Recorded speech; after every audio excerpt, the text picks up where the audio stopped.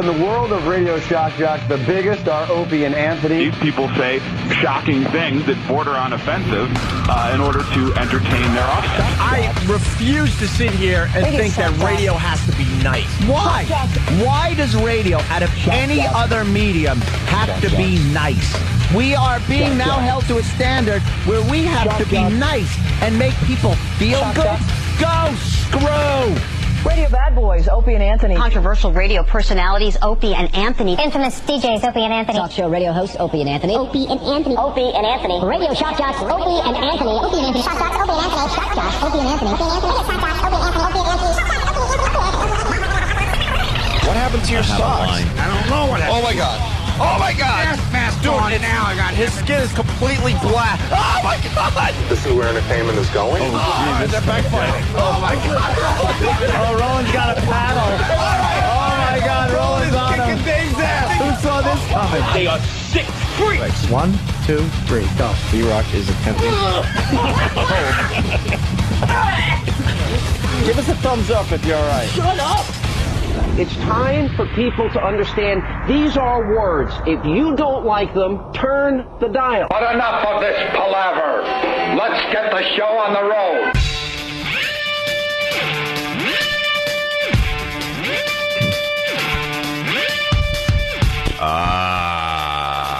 Hey, what the hell day is it? What? What the hell day is it? It's Whip 'em Out Wednesday. Okay, that makes sense. We're going to relaunch WoW in the spring. Relaunch it. Yeah, we kind of, it's there, but we don't really pounce on it because, it's winter. Although you wouldn't know it here at the Big Apple. Boy, do we have record-breaking temperatures. It was kind of nice, though. Well, I was watching the news last night, and all these dopey news anchors, they're thanking the weather guy for such great weather. Yeah. Oh, Todd, I just want to thank you for the great weather you gave us today. What great. I hope you have another good day coming up for us. Well, we're going to give it a try. Right. What, with your weather machine, Dopey? And then they had to say it's going to be nice for another day or two on the East Coast. Of course, Boston, New York. Yeah. Even Buffalo is feeling a little warmth. A little warmth lately. And balmy 20? Yeah. Is that what it is? Oh, can you tell I'm still sick? Nice. Nothing but yellow loogies. Anyway, with a hint of green. Sorry, Jim. So then they're talking to weather guys, and they're like, but some big changes on the way. But don't kill the messenger. Hey, it's not me. Oh, they suck. Yeah. They all just suck.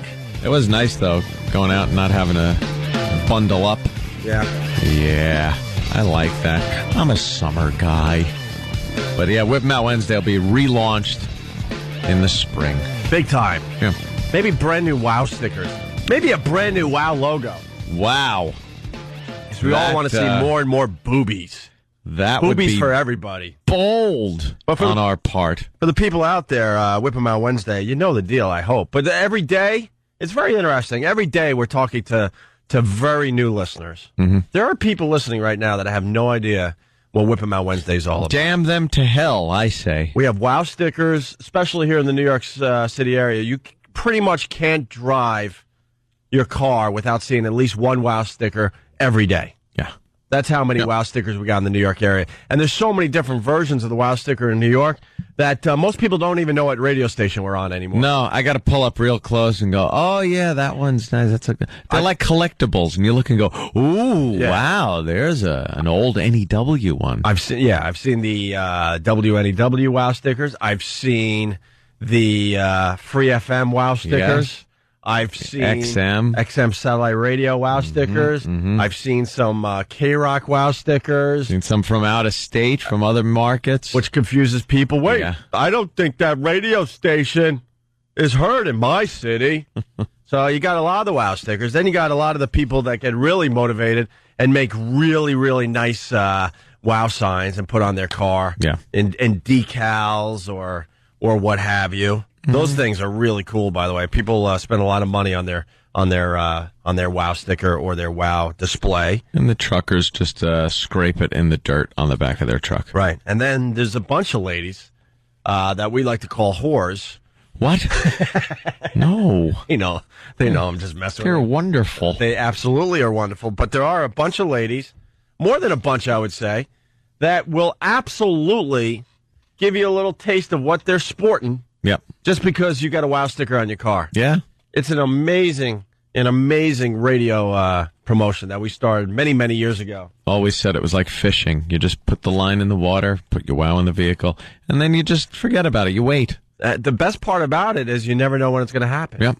It might never happen. So to some people, to some people, it never has happened. Which means you're really creepy. Right. You need to get a makeover. You need to shower. You need to maybe lose a few lbs. Girl sees the WOW. She pulls up next to the vehicle, all ready to go. Oh, she's unleashed and ready to roll. Ready to rock. She sees the WOW. She's like, I'm going to do this. Right. I'm going to do this to support the Opie and Anthony show. And wow, and this is fun. It's freeing. It's a great... Oh, my God, I'm not showing him anything. He'll follow me home and kill me. Yeah, and you have no idea how close you are to seeing some lovely boobage.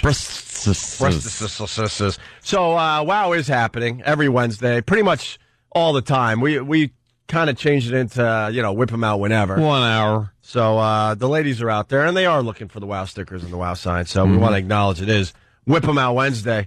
The other thing I want to acknowledge is that we did very well in the ratings here in New York City. Thank you, New York. One of our best showings in New York since we came back to regular radio. And not to get too technical, but the whole reason we're doing a radio show on regular radio is to do well with men 18 to 49. Yep. And we are number 2. Nice. In the New York area. Behind a España station. Yeah, behind España. Behind the Spanish bastards. Yeah. Who I hear get away with murder because it's, a different language. Yeah, no one knows what they're saying every morning. But no one knows to report them. They know it's filthy. Yeah. Yeah, you don't know how to report them. You don't know to report them, and the people that are listening to them don't care. See, I took 6 years of Spanish growing up. Yeah. I've tuned in the channel. Yeah. I have no clue. No clue. So they're all the dirty words you never learned in school. Right. Well, because they teach you, proper Spanish, if there is such a thing. Not the dirty street Spanish. Yeah. That is actually being spoken. You take your Spanish that you learned in high school and you go out there, go into some of these neighborhoods, they'll openly laugh at you. Yeah. It's like speaking proper English. Imagine walking around speaking proper English. No. Well, that's what the Spanish thing's all about. You got to learn that dirty Spanish. Is that like that dirty English gutter Spanish? Is the Spanish you learn in school like speaking like Shakespeare wrote? Yes, that's what I'm getting at. So exactly. It's like that. Yes. Oh, that's silly. You need to learn the Spanish slang. You need how to get down and dirty with your Spanish. That's what I wanted when I went to school and took Spanish. Mm-hmm. Instead, I learned how to talk like a Spanish Spanish intellect. A Spanish intellect. I think the Spanish could still take a joke, right? I hope so. They haven't bitched and complained and caused a ruckus. They're ahead of us. Yeah. The one station ahead of us, or the one show ahead of us, or whatever it is. But, thank you so much, New York. Coming to the table for our show. Yeah, we got a ways to go. But as far as the reason we do a radio show, we love the women that listen to our show. Trust me. Yep. Trust me. Makes it so much more fun to go out and do, public appearances and stuff, because you actually have women in the room. Yeah. And that only started happening in the last couple of years. We had to do sausage party after sausage party after sausage party, and get a couple strippers from the local strip club to kind of hotten up the room, and we had to sit there with big smiles, like, yeah, we're excited to be in a room full of guys. Yep. But something changed in the last couple of years, and we got more and more women. They feel comfortable to hang out in the Opie and Anthony atmosphere. But like Ope said, the goal here is the men demo. And it's like the tool section in Home Depot. What? You know, you look around the tool section in Home Depot. Yeah. Their goal isn't to get a bunch of women in there to buy some Ryobi drills or something. But they don't mind a dumb broad going in and occasionally she goes in and picks something up. Pick up a power tool or something. Of course. Occasionally she's going in there and picking something up. But for the most part, for her pleasure, a bunch of guys in there. For her pleasure. A power drill for her pleasure. Right, go ahead. But for the most part, it's a bunch of guys going in there. That's what they expect. That's what they're gunning for, advertising for. Right. And that's what they get. There you have it. That's what we do. That's what we do now. All right. And then a couple other things we want to promote. iTunes, let's not forget. We got a nice little deal with iTunes. In the podcast section, there's O&A Shorts. They're animated features of some of our bits. And the latest one is Italian Storm Chasers. Yes. It's hilarious, man. Remember that one. I watched that again last night, and I was laughing my ass off. Yeah, that's a good one. We had a tornado touchdown in Brooklyn, which is just ridiculous, proving that we're all doomed. Unheard of. That the environment is changing for the worse. And we did a little bit on it with the local, the local flavor. Chasing the tornadoes. And it's now animated up on iTunes. And we promote that because we're very proud of that. It's a huge way to market the Opie and Anthony show. And you don't have to buy anything. It doesn't cost you anything. It's a free download. So if you got the iTunes, go and check that out and download it to your device. And spread it around if you think it's good enough to share among people that don't listen to the Opie and Anthony show. And then on onaradio.com, the Return of Tippy Tom is now animated. And you can go there right now, and one click, you can check out some animation of the Return of Tippy Tom, our homeless friend, okay? All right. See that one. I woke up, and I came in, and I wanted to go right at it with Anthony about Obama. And then I look at the front pages of the paper, and it says, "Who's crying now?" And Hillary beat Obama. Actually, I'm a little frightened. They're calling it a stunning New Hampshire victory. Yeah, but look at what she had to do in order to win.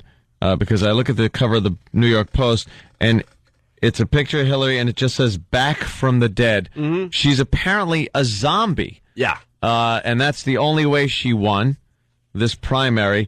And for some reason, I'm very frightened of zombies. Yeah. Back from the dead. Would you really say she was that? It was one primary she lost. Yeah. And they were counting her out. Right. And all the pollsters and everybody were expecting Obama to run away with this one. Right. And Hillary got it. I hate politics. I really do. And I don't really give a crap who the next president's going to be. Oh, I do. I'm pushing for Obama because it's driving Anthony crazy. But President Hunter. But President Duncan Hunter. Yeah, we'll get into Duncan Hunter in a second. But the thing I wanted to say about Hillary, it just shows you how fickle people are. She shows a human side to her yesterday, right? We played the audio of her kind of crying. Not really. She was on the verge, but you heard... Yeah, she got a little misty, they called it. You heard a bit of emotion in her voice, not that dumb robot voice that we've been making fun of for years. And I think her people are listening to our show. Her peeps. Oh, call us crazy. That's okay. But we're noticing that she's changing her whole cadence. She changed her voice completely. She's going for the new, more accessible, more, I guess, emotional. She's trying to get a personality because for years, all she did was that robot speak. Right. We goof on it all the time. The crowd starts getting behind her, and she did this thing where she talked about how she's going to change the country for the better.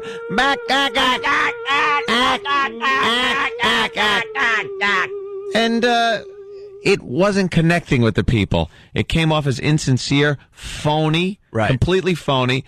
I got an example of that really fast. Oh, yeah, please. This is, it's like we're kidding. It's pretty accurate to Anthony's impression. They've been coming after me for 16 years, and much to their dismay, I'm still here. And I intend to be still here in November 2008.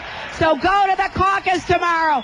Stand up for me for one night so that I can stand up for you, and together we'll make progress again in America. And God bless you. Oof. I think she sounds terrific and just galvanizing. Yeah. really sincere is what that sounds like. It doesn't sound like a politician trying to excite a crowd. Right, and then, but then the other day, I think everyone's surprised, you got this out of Hillary. It's not easy. What? It's not easy. Being green. And I couldn't do it if I just didn't, passionately believe it was the right thing to do. I have so many opportunities from this country. I just don't want to see us fall backwards. So, I'm going to say something outrageous, but, we are shock jocks. This is why women shouldn't vote. Oh. Shocking. Shocking. Because one emotional clip from Hillary showing her human side, and then all these people, all these women, you got to think it was the women that were a lot of women, yeah, that were voting for Obama because of Oprah. Yeah, heard Hillary as a human being kind of breaking down a little bit, and all these women went, "Whoa! Now I'm voting for her." Over to her side. A bit fickle. One lousy sound clip, and she gets the victory, in my humble opinion. Humble opinion. I mean, what do you think?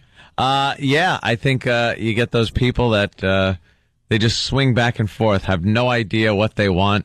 One little thing changes and their opinion goes, okay, I'll vote over there. And it's never some big thing that changed. No. Like you find out that the guy murdered somebody. No. It's just some subtle, dumb thing, and you go, oh, now I can't vote for him. Yeah. He likes anchovies on his pizza. Well, crazy. I can't vote for him. I don't like those anchovies. And then what did she say? She said she found her voice now? Yeah, that was another clip.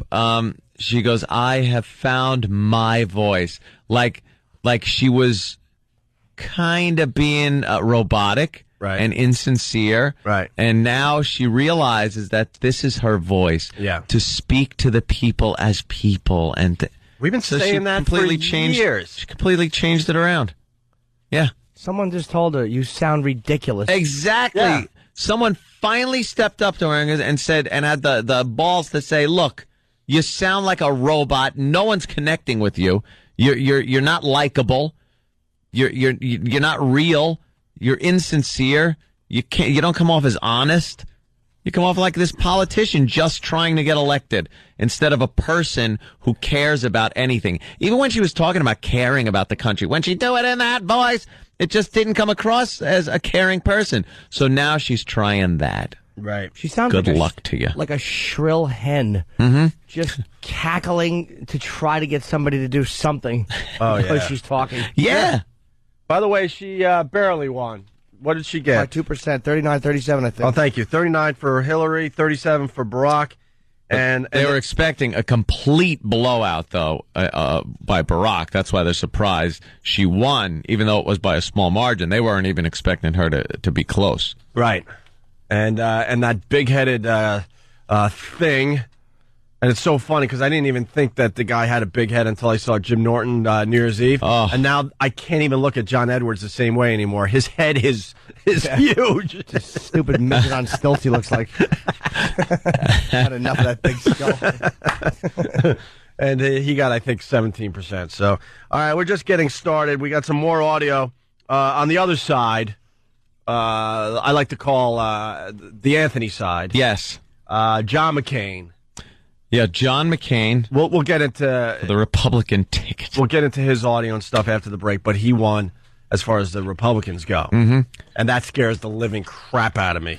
Well, see, Barack scares the crap out of you. Mm-hmm.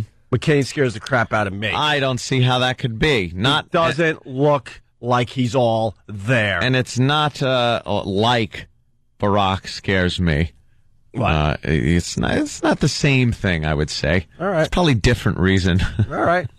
All right, we got to take a break. We'll talk about McCain. We got to talk about Jimmy Tide 08 because now we got banners all over the studio. Oh, there's posters now. You see that, Jimmy? Up. Yes. Yeah, Jimmy Tide 08. If you weren't listening yesterday, we'll explain the Jimmy Tide 08 thing, including playing the clip from yesterday's show because it was really, really funny. It was so funny that it became the second most Googled term or whatever yesterday. Jimmy Tide 08 came in second place in Google Trends. This kid's making a move. I mean, it's about change, and he's about to change things. And also, we'll talk about Duncan Hunter. All after the break. That is the man I am backing for president of the... I am announcing it officially today in a press conference. We didn't even know he existed until yesterday, and we'll explain that as well to the people that... for some reason, didn't feel like listening to us yesterday. Hey. Got to listen every day. Of course you do. It's Opie and Anthony. We got to get right back into this. It's Opie and Anthony. Lots to do today. We got to get, hopefully a little later, to the story. It's the story of the day here in New York, and I challenge the rest of the cities to come up with a better story. We do this from time to time. Basically, a bunch of guys wheeled a dead guy around in a wheelchair, trying to cash his Social Security check. Yep. We'll get to that story in a few minutes, and we'll give the other cities a chance to come up with a better story than this. The headline is Abracadaver. Ah, that's funny. Abracadaver. Opie and Anthony, phone number 877-212-ONA. A big hi to all the faithful, by the way. Thank you. We did very, very well in the New York ratings yesterday, and we greatly appreciate that. Yeah. So yesterday on the show, we went to this website, and we answered a bunch of questions. And basically, how you answer these questions, this website told you who you should vote for in the upcoming election. I was told I should vote for Hillary, followed by Obama. I mean, they were pretty much neck and neck, like 1 point separated the two. Yeah.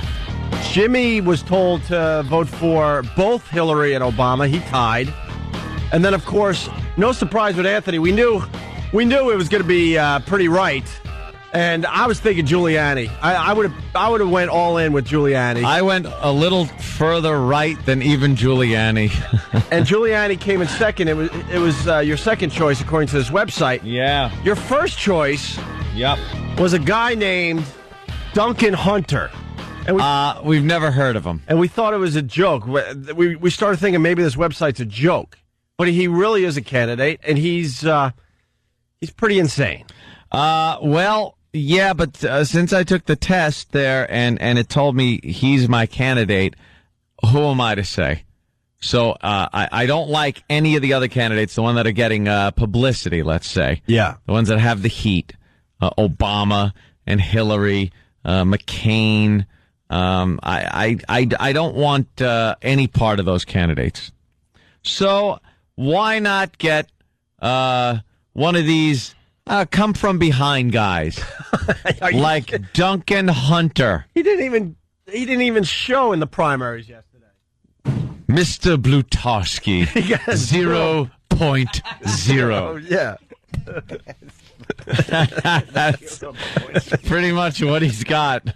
I'm looking at the primary last night, the New Hampshire primary. McCain, of course, 37% of the vote. Yep. And then we have all the other candidates, blah, blah, blah. And at the bottom... Who was second last night? Romney. What did he get? 32%. Okay. And Huckabee with 11. Giuliani got 9. Paul got 8%. Thompson got 1%. And then right behind Thompson, with 0% of the vote... No, I like to 0.0. 0.0. Fat, drunk, and stupid is no way to go through life. No way to go through the primary. That's Hunter got 0% of the vote. Right. Good old Duncan Hunter. Okay, and imagine why he's got some really moderate, good views. Yeah. What are some of the things he stands for? This guy. Well, at least we know what this guy stands for. See, this is what I like about our show. Everyone else is talking about what Hillary stands for and Obama stands for. Duncan Hunter. Let's see what Duncan Hunter's all about. My candidate, and I'm officially what are you backing Duncan Hunter for president of these United States. Officially throwing my support behind Duncan Hunter. Jimmy's looking at me like I'm crazy. You must not have read the first one. The test at what, right to life amendment? Right there. Oh, well. What am I going to do? I don't care. I haven't had to get a chicken abortion. I don't think ever. It's a nice gift. I mean, for knock Christmas. wood. We got to get one of them abortions. You imagine Just watching that last night. Imagine if that was your Christmas present to your girl. You open it up and it's like something for Planned Parenthood. She's like, I thought you were happy. It's a gift card. It's a gift card for Planned Parenthood. It's a little pink card. One right foot Doc Martin. Free of charge. Yes. Yes. Duncan Hunter says his stand on right to life. Mm-hmm. I would amend the U.S. Constitution and provide blanket protection to all unborn children from the moment of conception by prohibiting any state or federal law that denies the personhood of the unborn. So he wants, as the Constitution, the preamble to the Constitution, we the people. Yeah. We the people. He wants the unborn children to be one of those people. So he wants to change it to we. All the rights. He wants to change it to we the embryos. Right. The embryos, the fetus. We the zygote. Yeah, we the zygotes. Zygote. So he thinks a zygote should be a human being or something like that? Yeah. Or have rights or... I mean, he goes way far. So what? Every candidate, you have to be 100% with everything they say? You got to balance things out in terms of what's important to you. Okay. And for me, the right to life issue, not as important as long as we have a check and balance system with a Democratic Congress, perhaps, to fight anything, a Supreme Court justices that are a little more moderate. These things keep that in check, that Roe versus Wade. So, this guy, I don't understand also, how come there are laws in this country, if you kill a pregnant woman, that you're also charged for the murder of the unborn child, yet there isn't a law against abortion. That's kind of an odd double standard thing. Killing a pregnant woman is just such a dick move. Well, it is, but you should just have that as the bad thing. You've done that. Society's just like, you know what? You're really a dick. Right. Yeah. You're doing that. You're just an ass. Society's just trying to make a statement. But it's semantics. You're still, What else about Duncan technically Hunter? Killing. What else do we know about? That's what you believe in. Philosophy of judicial appointments. Now, this is how he would feel about appointing judges. Okay. Supreme Court judges. I support people with good judgment, proven values, a belief in God, and a heart for the least of us, including the unborn. So he would appoint people that would try to overturn Roe versus Wade. This guy's obsessed with the unborn. He really loves those unborn. You should keep reading, too, because at least the guy is going to carry out the will of the people. I believe it is important that those sitting on the bench understand that they have a responsibility to strictly interpret our nation's laws and not legislate from the bench with their own political or social agenda. I will not appoint judges who do not believe that the unborn are precious and should be protected. So he won't even try. That sounds reasonable. Like he's at least open for discussion. Oh, yeah.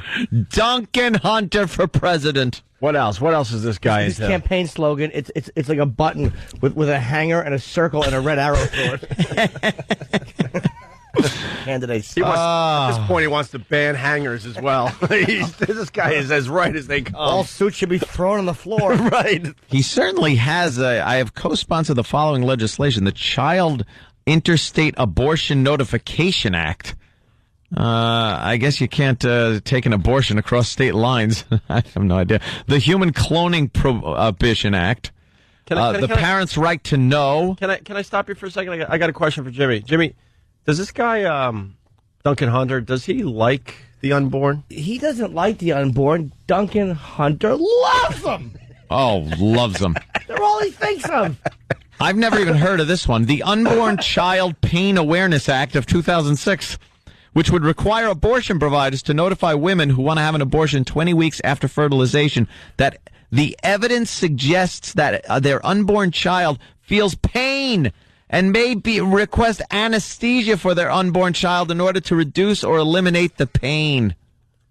I actually think that makes sense. Wow. Enough about the unborn. Yeah, it's just all he cares about. The whole first page is that.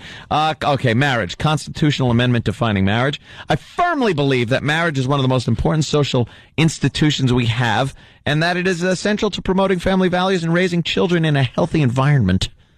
It is for this reason that I co-sponsored and voted in favor of H.J. Resolution 88 Musgrave, Colorado. Which proposes an amendment to the U.S. Constitution declaring that marriage in the United States shall consist solely of the union of a man and a woman. I firmly believe that children need the unique influence offered by both a father and a mother. It's about the children. I bet there's some skeletons in this guy's hard drive. It's amazing. And apparently they're the only ones voting for him. How the hell did I get hooked up with this guy? Because he's also a right-wing nut. But also, education. I support taking the actions necessary to strengthen our public education system, and school vouchers are a great opportunity to provide students and their families with additional educational choices. Blah, blah, blah, blah, blah. Hate crimes and sexual orientation. I've always voted against this type of legislation. I firmly believe the use of violence against any innocent person is wrong, regardless of that individual's race, religion, nationality, or sexual orientation. That's odd. You'd think this guy would be into, like, beating up gay people. Well, he's actually removing the hate crime. I think he's against hate crime legislation. He's against. Oh, he is. And he's saying that it's like, I believe in oh, I gotcha. The crime. Strict punishment for hate crimes like murder, regardless of social circumstance. Okay, but he doesn't like this hate crime thing. All right, I'm for that though. Yeah, I don't like the hate crime thing. First Amendment. I believe the current decisional law of the establishment and free exercise clauses of the First Amendment is inconsistent and flawed. For example, the recent decision on the Ten Commandment display, where the Supreme Court ruled that in Texas it is appropriate to have a Ten Commandments monument on the courthouse grounds, but in Kentucky the same display violates the established clause.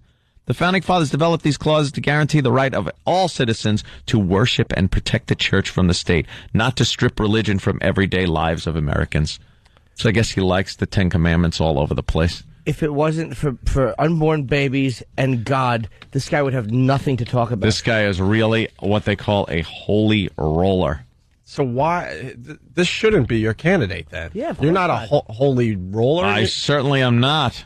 I don't know how I got hooked up with him, but I got love abortion. I gotta go for him.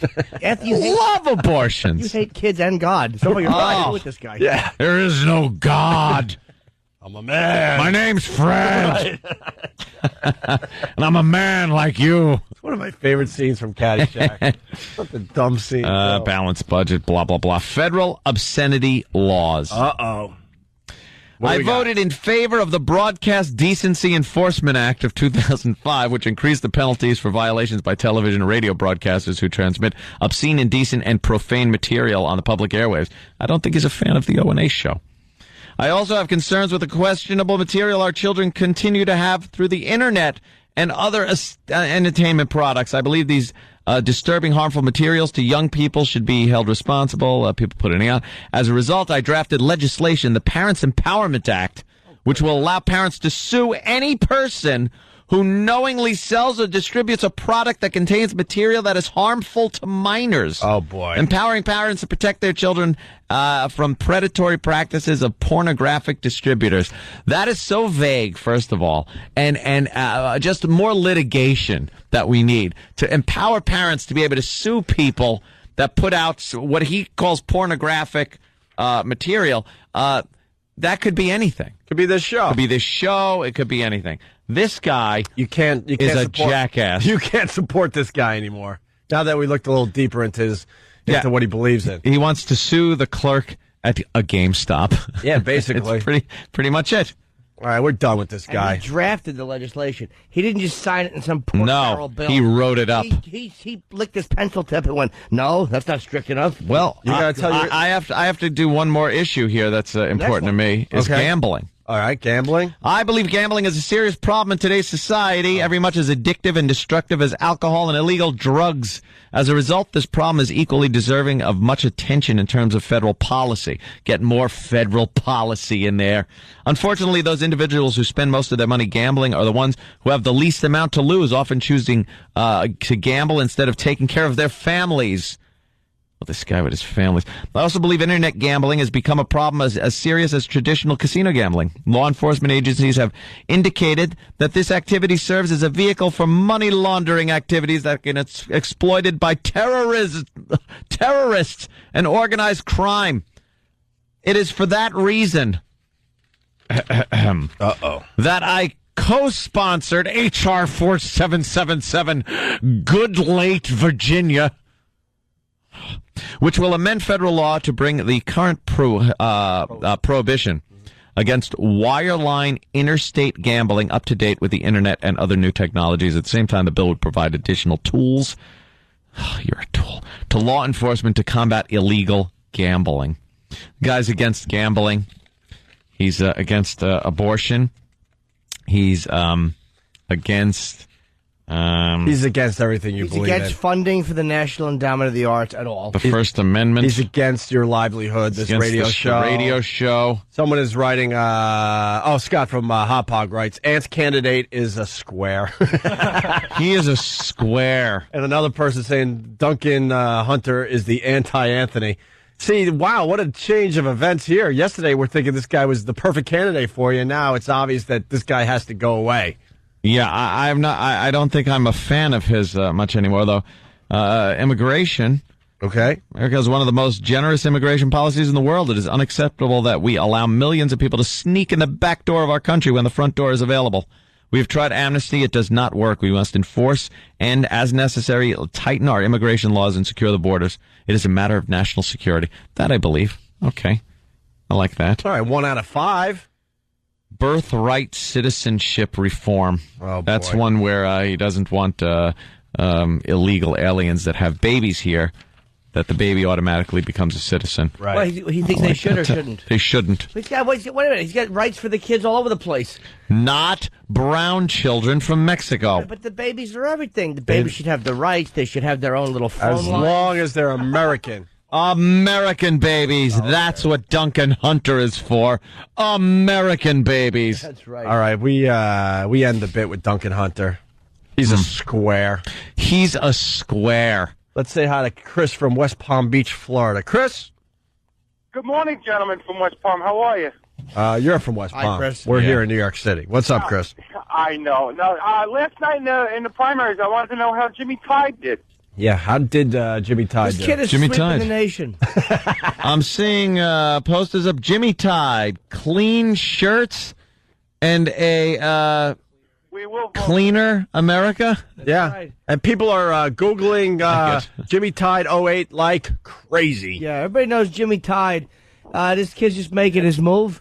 And everybody recognizes what a clean shirt does to make your face your day better. Right. Let's play the clips from yesterday really fast. So we go to this website once again. We answer a bunch of questions, and then it tells you what candidate you should vote for. And like we said, Anthony, second place was Rudy Giuliani, and first place was this Duncan Hunter, this creep. And then we square. Yeah, and E-Rock was keeping track of Jimmy's answers. So then it was time to find out who Jimmy should vote for according to the answers he gave on this website. Mm-hmm. And listen to what happened. Here we go. We go back to the tape from yesterday. Now we go to E-Rock, who was keeping track of Jimmy's answers. Jim Norton, according to this website, should be voting for who? Jimmy Tide for first place. Absolutely. Man keeps clean shirts.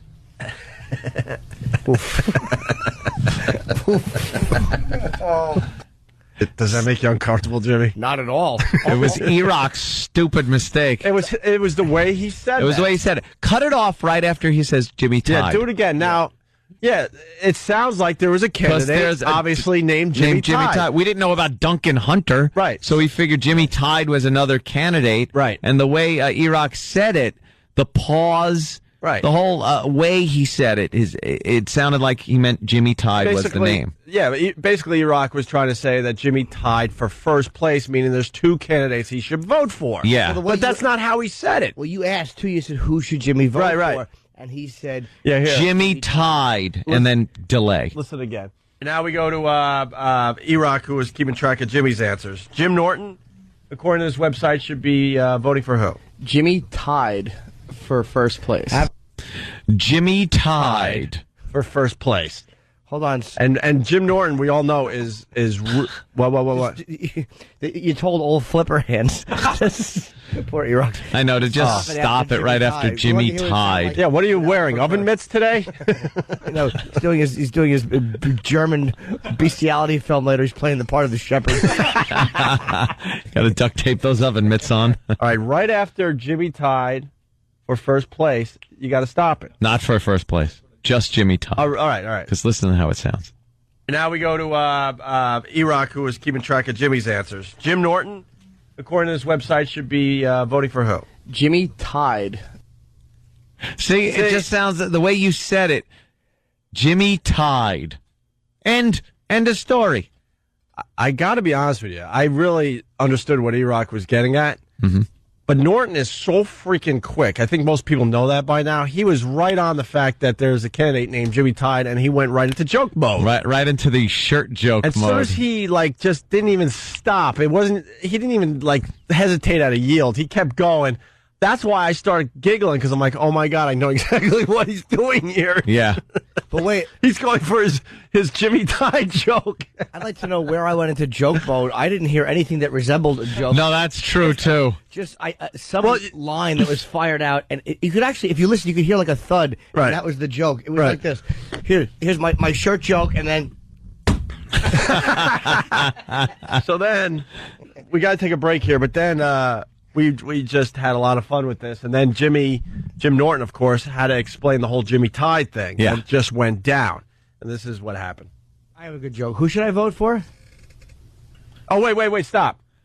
You still think it's Jimmy Tide at this point, right? I believe so. Oh, yes, Okay, yes. yeah. So you wanted him to repeat Jimmy Tide. Yeah. Right. So he still thought there was a guy named Jimmy Tide. Oh, no, how bad. Oh, you know why? I was going to say something. The man who loves beaches. I had some horrible Tide joke, which God stepped in and saved us all from. And this is how it went down. Norton still thinking there's a candidate named Jimmy Tide. I have a good joke. Who should I vote for? Barack Obama and Hillary Clinton. No. You want us to ask the question? No, I was asking because it was the first choice. Who's my first choice, Iraq? Barack Obama and Hillary Clinton. Tide. Oh.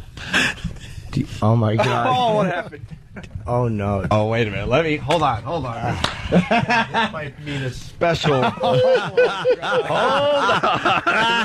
Let me get set up. If you knew how stupid I was. Hold on. Oh, no. Does anybody understand what I did? Not yet. No, I'm trying to figure it out. Why my joke bombed so horribly. All right. I swear to God, when you said Jimmy Tide, I thought that was the name of a candidate.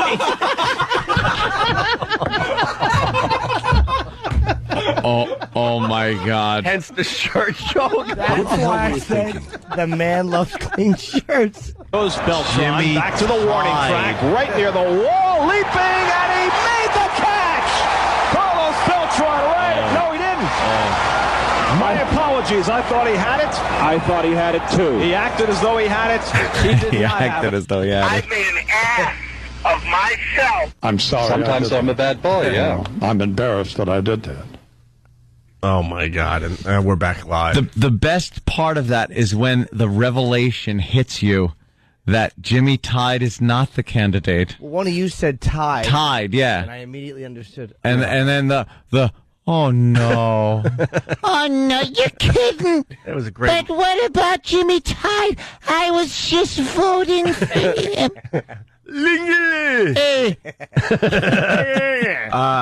It was a great moment yesterday, and now we got this. We got stuff all over the studio. It says Jimmy Tide 08, The American flag. What's the slogan? I can't read it from here. Your new eyes can read it, Jimmy. My new One Vision eyes, clean shirts, and a cleaner America. That's the slogan for Jimmy Tide 08. And it's Jimmy Tide, there's a flag, and it says 08. It's all over the message boards. People are having a lot of fun with your little faux pas. It really is in like that font too. Yeah. That is for the election. And it likes clean American shirts. flag. And we're once again encouraging people to Google Jimmy Tide, Tide 08 today. Jimmy Tide 08.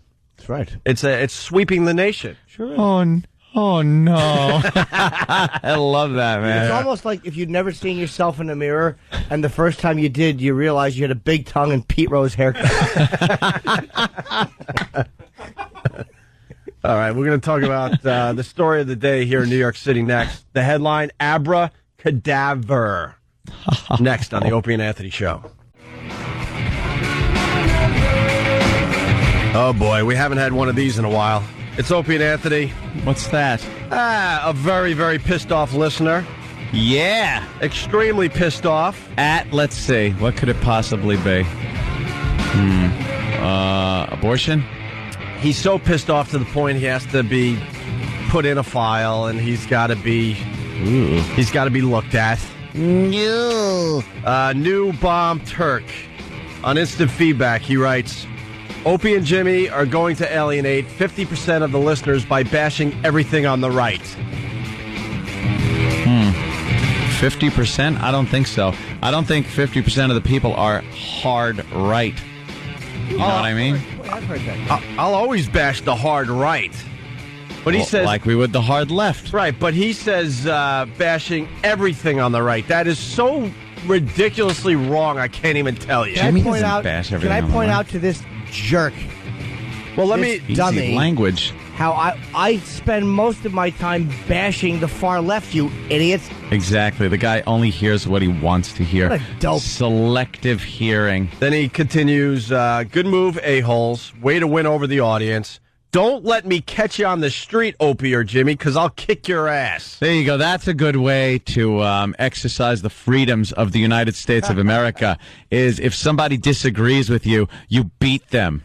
Oh, what an idiot this guy is. Shut up. Here's what you are. You're using a phony name. You're a douche. Why don't you write in with your real name? New Bomb Turk. You're a coward. So Jimmy and I are going to get our ass kicked because this guy has his info wrong. That's always good. That's always good. What are you going to swing at me? An unborn fetus? Shut your mouth. What are they playing? The greatest hits of 2007? They're showing the guy punching the old lady in the face again.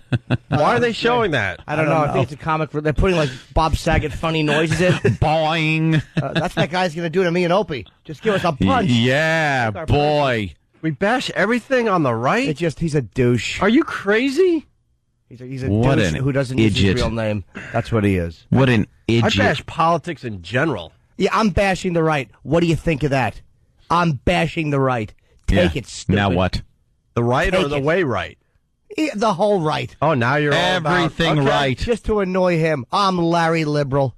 I hyphenate everything. And you're a douche American. At this point, Jimmy now writes with his left hand. That's right. What do you think of them apples? He doesn't even acknowledge his right hand anymore. Unless he's, taking care of business at home. What do you in front think a of that? computer. I don't like the Phony idea name. that he pointed you two out, and he thinks I'm a guy that agrees with him.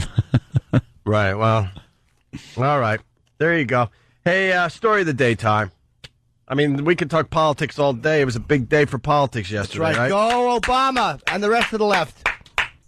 By the way, speaking of Obama, we got a little oopsie from a Fox 5 New York anchor. Uh-oh, does it start with N? It's No? Here's a little oopsie from somebody here in New York City. All right, we want to get you up to date. What's crossing on the wires right now? AP is declaring Hillary Clinton the winner in New Hampshire. Interesting race all night, very close with Barack Obama. That has been something that we've been watching all night. Is that from Fox? They've been doing that consistently. Really? Yeah. It's this subliminal thing I think they're trying. Yeah. They keep calling him Osama. It's Ernie Anastas, who's a legend here in New York, and he's not there anymore. He knows how to read. Yeah. But the guy is just so out of touch. Mm-hmm. when it comes to actually like having an interview or actually going off the paper. Yeah, he's awful. He's absolutely awful. But he's a legend here in New York, and people love watching him read the news for them. So, all right. But here's the story of the day. You want to play the audio? The audio I think is better. We try to read the stories ourselves, but the audio is just terrific. Listen to what happened here in New York yesterday. This is just unbelievable. John Gregorio was a neighbor of the elderly dead man used as a pawn in the sick, fraudulent plot to cash a disability check. The morbid scam unfolded at this 9th Avenue Payomatic. Mariano Galvez says the would-be scam artists first left the body out on the sidewalk. Victor Rodriguez says the elderly dead man's head was hanging off the back of his office chair. It was obvious he'd passed away. One of his friends brought him inside the store to cash a check. And when the teller asked who this check belonged to, he said it belonged to my friend, but he's asleep. And then I guess the police came. Oh, Jesus. Where was this? Some nice part of town where they wheel a dead man into a check cashing place. Actually, it's the old Hell's Kitchen. Yeah. But the residents didn't like it being called Hell's Kitchen here in New York, so they changed the name to Clinton to make it sound better. So, but it's Hell's Kitchen. So your real estate goes up a bit because no one wants to buy in Hell's Kitchen, but they would buy in Clinton. It's not a bad area, by actually. Any other name? It's really not that bad of an area. You know what's so annoying is on 10th Avenue, because you have Chelsea and you have Clinton, there's actually something called the Chelsea/Clinton health thing. There it says like Chelsea, and they just Chelsea Clinton, yeah. It's like, oh, that's kind of adorable. I get it. By the way, the name comes from Dewey Clinton. Dewey Clinton, who was a great New Yorker back in the day, according to my fine 20-hour New York City documentary that I sat through. Did he do anything good? What did he do? He was a creep. That part of the documentary was so long ago, I don't even know anymore. I really tried to digest a lot of this stuff from this documentary, but when it's over 20 hours long, I don't even remember what Dewey Clinton did anymore. You can't retain everything. I really don't remember. At least you know the guy's name that Clinton's named after. So yeah, Dewey Clinton was a pederast. Give me a little info on Dewey Clinton, will you? Here's the second part of the story. Police say a detective eating at a nearby restaurant noticed a crowd gathering around the deceased man's chair. That's how cops so quickly arrested the fraudulent check cashers. The check itself, by the way, reportedly worth only $355.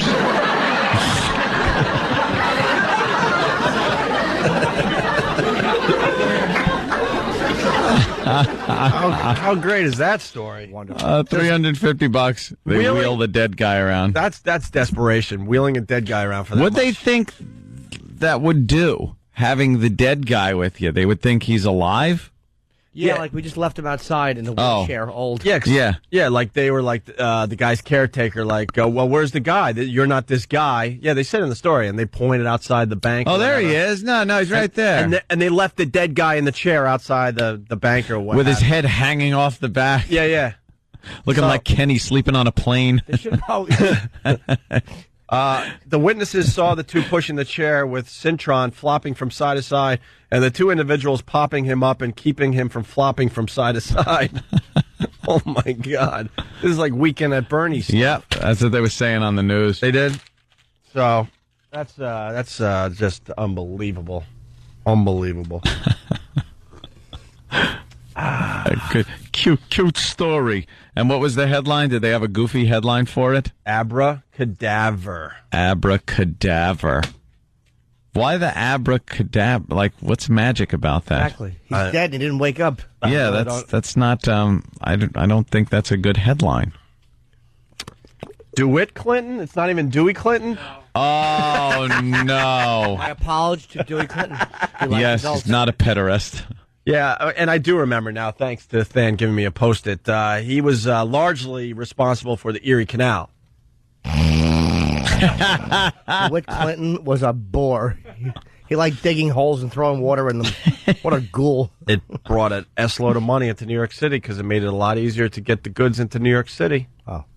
From everywhere else. From there. From wherever that Erie Canal goes. Right, from over there. But... DeWitt Clinton. DeWitt. What a dummy. What did he do? Did he dig the holes? He got the funding together. People thought he was, what a guy. People thought he was crazy to suggest that we actually, dig a big river. A big ditch. That connected the Great Lakes to the Hudson River there, right? Yeah. People thought he was insane for thinking this up, but it went through and brought in a lot of commerce. Yeah. A lot of trading. Amazing. A lot of molasses. Now, we were getting our molasses, right? I don't know molasses. Molasses. What did we trade back then? Beaver pelts and molasses we need. Remember, I got to go to the store for some molasses. Well, remember when you started learning about like trading and textiles? When you started learning in school about importing and exporting, you didn't understand. You were just a kid. Like what? I just know I got stuff. Yeah. But you didn't understand how it got to America, and they started talking about import and export, and that dumb word molasses came up. Molasses was very valuable. Yeah, and not anymore so much. I don't even know why it was ever valuable. What do you do with molasses? You put on everything back then because the food would rot. They didn't have refrigerators. You just have to cover everything in molasses. My steak has flies on it. Can you pass the molasses? Rotted meat and bad apples. Whatever else they ate. Stupid wooden teeth. Hey, we missed something on this story. We got a bunch of people calling in. We'll take Pete the trucker's call. Pete, what's up? This is Keith the trucker. Well, it says Pete on the line. I'm sorry. What's up, Keith? I thought I heard the announcer say the last name of the dead guy was Gregorio.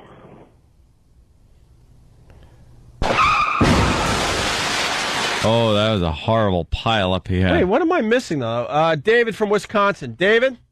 Yeah, I got this. Are you a cheesehead? Jeez. I forget that every time until it pierces my brain. There are fans of my obnoxiousness, and there's a lot of people that aren't fans of it, and that just makes me very happy every day. David, what's up?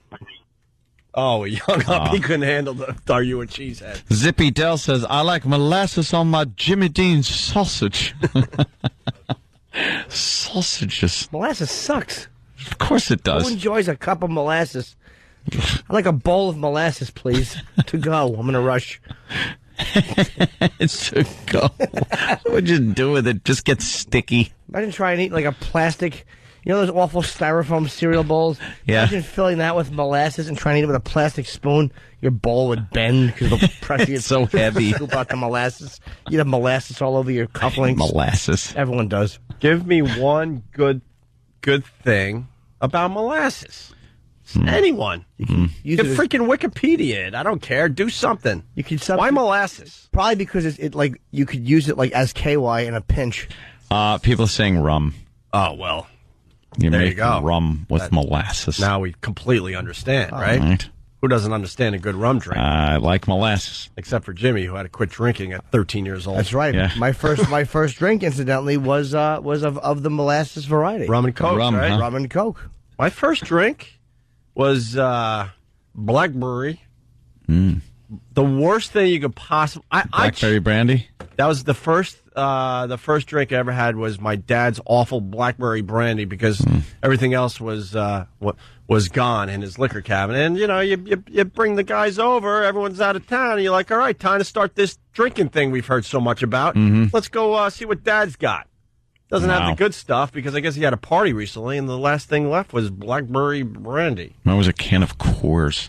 Yeah? Yeah. See, that's a good one. Drank the whole thing down, and I was so, pleasantly buzzed that it started a career that would last a lifetime. Chasing that, huh? It was a great, the first full beer I ever had. Because I remember being a kid and walking up to the picnic table, and my father was out back with all the friends and everything, and they had the old cans of Schaefer with the big metal seam up the side, and you needed the can opener to open it. Yeah. And I would take it off the table, and he goes, "You better put that down." I was like, "I just want a sip." And he go, "Okay." So I take a little sip of beer, and that was it. But it was the first full can of beer that I had, and it was like this great, woo! I feel a little woozy and cool, and this is nice. I don't feel as insecure. Yeah, this is great. I feel like I'm on top of the world. I was talking to everybody. It was wonderful. See, that's interesting because the blackberry brandy didn't work out so well for me, and maybe that's why I'm not a raging alcoholic. Ah. Hey. Oh, you're right there. I'm sorry. Raging. This is usually what we talk about when you're not here. It's just a joke.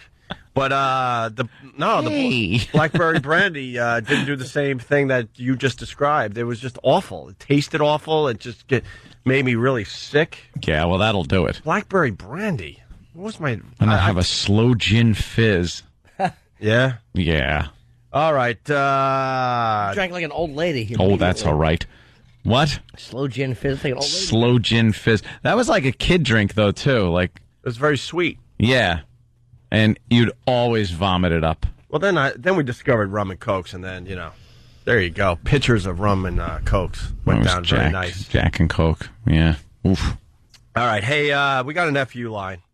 We're trying to get some of the old things back on the show. We're trying to get Whip 'em Out Wednesday working. We're trying to bring that back big time. We're trying to get the FU line going again. We're trying to do what did we learn after at the end of the Opie and Anthony show. So keep that in mind as you listen to this nonsense. But right now we'll go to the FU line and see what's going on here. Thanks for calling the Opie and Anthony FU line. Here's the latest batch of FUs. You have 6 new voice messages. First voice message. Yeah, I'd like to leave a big you to driving in the left-hand lane on 93 southbound. We think it's cool to drive at 40 miles an hour while I'm trying to get to work and I'm already late. You. Next message. I want to put a big you to my boss who decided not to give anybody in the company Christmas bonuses. Could fly his ass to California for vacation. I hope your plane crashes and you die on the way back. F you. Next message. Hey, I'd like to leave a you to the Department of Personnel in New Jersey for up the fire department lieutenant promotional exam. You, DOC. You. Next message. I just want to give a big F you to whoever got in this accident that I have to sit in right now. You. I hope you died. Next message. I'd like to give a big F you to my boss for traipsing in late every day and then getting on my ass for wasting time. Yo! Next message. I'd like to give a big you to Iowa. I'm sick about hearing about your caucuses. Suck my. End of new messages. Call the Opie and Anthony FU line. 866-FU line 1. That's 866-FU line 1. Thank you and goodbye. Opie, Anthony, Jim Norton. Jimmy's getting ready for a big tour. The rooms are getting bigger, Jimmy. I noticed. They're getting bigger and bigger and bigger. Borgata's all sold out. And it's funny, in February I'm doing Poughkeepsie Bananas Comedy Club and Cobb's Comedy Club in San Francisco. There goes that theory. But I am doing the Egg in Albany. So. No, but after that, the rooms are getting bigger. Yeah, a lot of theaters in Cleveland, Atlanta, Denver, and Minneapolis. There's a transition going on with our little pal here. Mm-hmm. He's moving into the bigger rooms. The big rooms. He's going. He's going big. You know, I'm almost sold out in Minneapolis. I've never been there before. That's pretty I'm cool. very happy. I'm going to do all Mary Tyler Moore jokes. At the end, you should throw your hat up in the air. Da, da, da. And I'll even do that. My grandmother used to hate when I'd talk through the theme song of the Jeffersons because she looked forward to it all week. The Jeffersons? She loved that. I look forward to this song. I look forward to it. Do you? Yeah. And my Why grandmother, would she look forward to this? Who knows? Maybe because she was in diapers. I don't know. What else is there to look forward to? Life's over when you look forward to Janet Dubois singing this idiocy. By the way, you all know that was from Good Times. Walona sang this. If anyone didn't know that. Well, now we do. Walona sang this. Of course she did. It's common knowledge. Please don't burn the grill. Burn on the grill. I did not know that. You'll never think of anything else. Wow. I can't see Janet Jackson without wanting to burn it with an iron. Remember that one? Of course. Little Penny. Let's say hi to Stupid Penny. Let's say hi to Jeremy in the Windy City. He's calling the Opie and Anthony show. Jeremy? Hey, good morning, guys. What's up, Jeremy? Hey, not much. I just wanted to thank you guys for being refreshingly politically incorrect. You guys are awesome. And I wanted to make a comment on the fact that a black man can make it to the President of the United States. I was in a sociology class, a while ago, and this girl who was dating a black guy kept harassing the class all the time about how he was oppressed because he couldn't get anywhere because of his color. And I thought, come on, give me a break. You know, you are what you are, and you make the best of what you can. Any minority group out there that has made it big has had a rough start, a rocky start, and you make the best of your situation. And thank you guys for making that point. And he did get somewhere. He got in her pants. What is she talking about?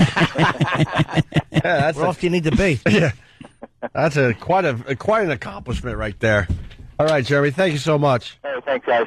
We asked for a molasses fact, and this came in from Cleveland, Ohio. Is it fun fact? Not really. Wednesday? But just a quick molasses fact. Damn, I could never. By the way, good afternoon to Cleveland. And Penn. And Pooh. And Penn. And Pooh. How did that work out for you? Huh? Fat boy. That didn't work out for you, did it, boys? It's Rick from Cleveland. He writes, the Boston molasses disaster was a famous incident involving the substance which occurred on January 15th, 1919. 1919. So the anniversary's coming up. Wait, January 15th? I want cards. I thought that was the 17th. Yeah, it's the 15th. Yep. A large molasses storage tank burst and flooded a neighborhood of Boston. I went on a tour and I learned all about this. I think it was in the North End there. You did? Anthony, killing 21 people. Oh, in molasses. Can you imagine? Oh, that would be a horrible way to go. Just think of like a fly and like fly paper. Is it drowning or suffocating? I wonder. Just walking and they got stuck in the street. I think it's stuck there. Yeah, drunk. I'm with Jimmy. I think you die of stickiness. 21 dead. Did they blame it on black people like they do up there in Boston? The molasses, it rolled right over their racial progress. 21 dead, 150 injured. The flood advanced as fast as how many miles an hour, Anthony? How fast do you think molasses could travel? A whopping 3 miles per. 3.2 per? How about... It's probably very fast. 35 miles an hour. This tank broke and this molasses went a-flying. Yeah. Taking out 21 people, killing 150. Get in your houses, there's molasses coming. What? Molasses. And why did they have to store so much molasses in a big tank? One tank. Because they had to make their rum. Is that what it was for? Yes. Oh. All right. What else is molasses good for? We already learned that today. Killing people. It's a great weapon. We got to use it in Iraq. Just dump molasses in the streets. They'll all just die somehow. They get stuck and just can't be rescued. Tippy Tom. You go to onaradio.com today. And you got Stephen S. from Bayshore's Fine Rundown, which I read every day. Yes. Religiously. He's very, very funny.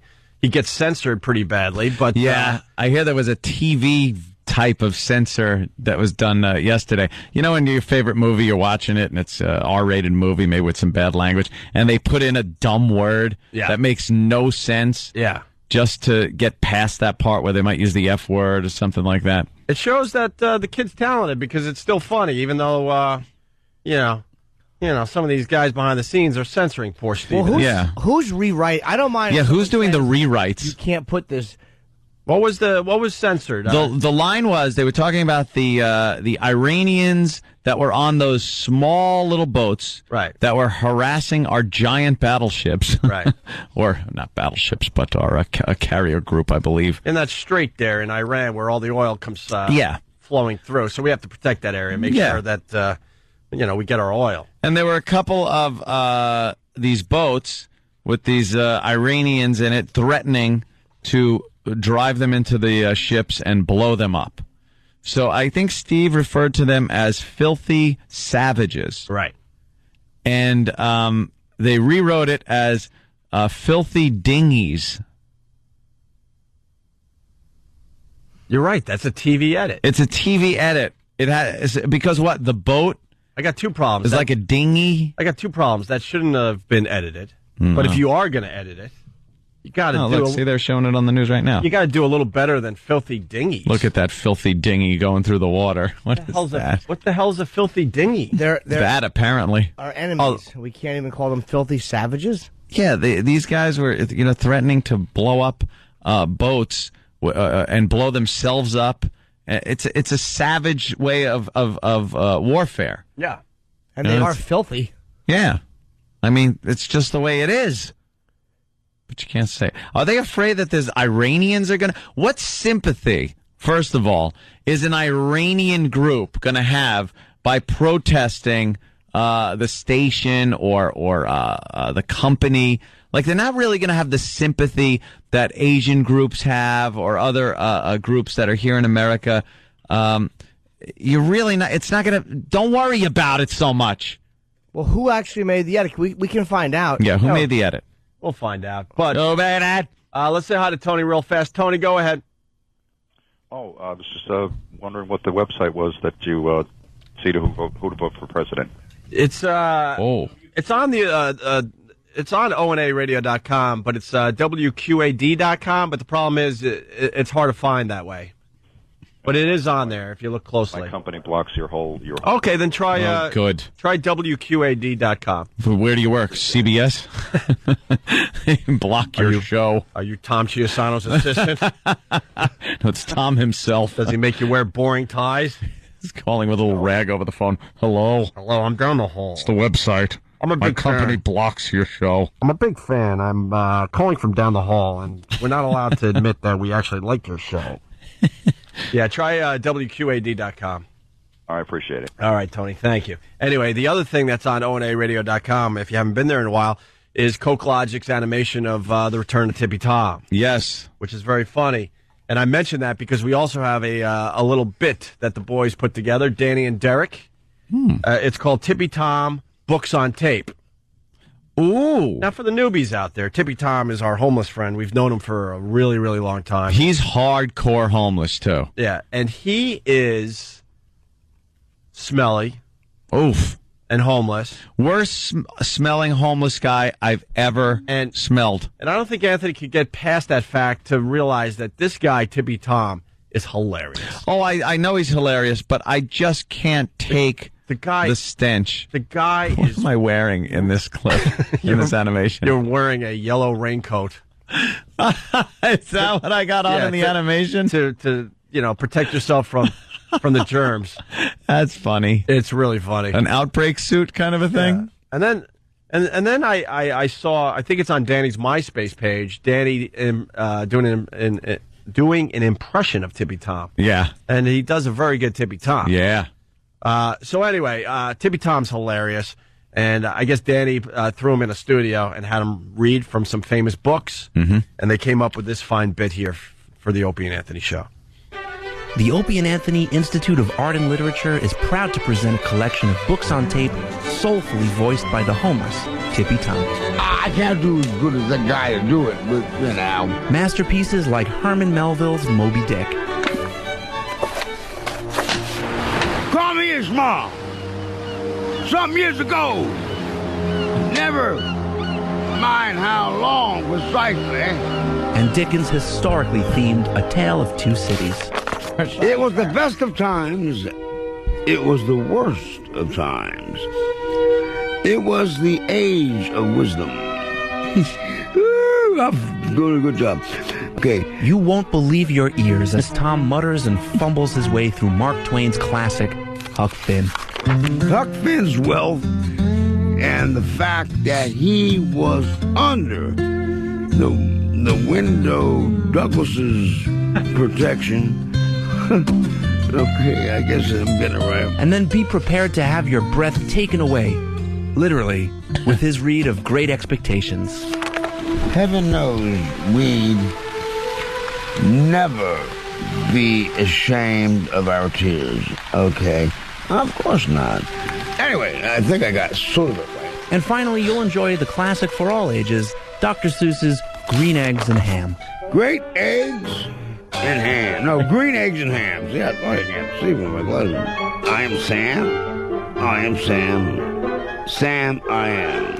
Come on, man, I got my damn glasses on. Who even knew Tippy Tom had glasses? No.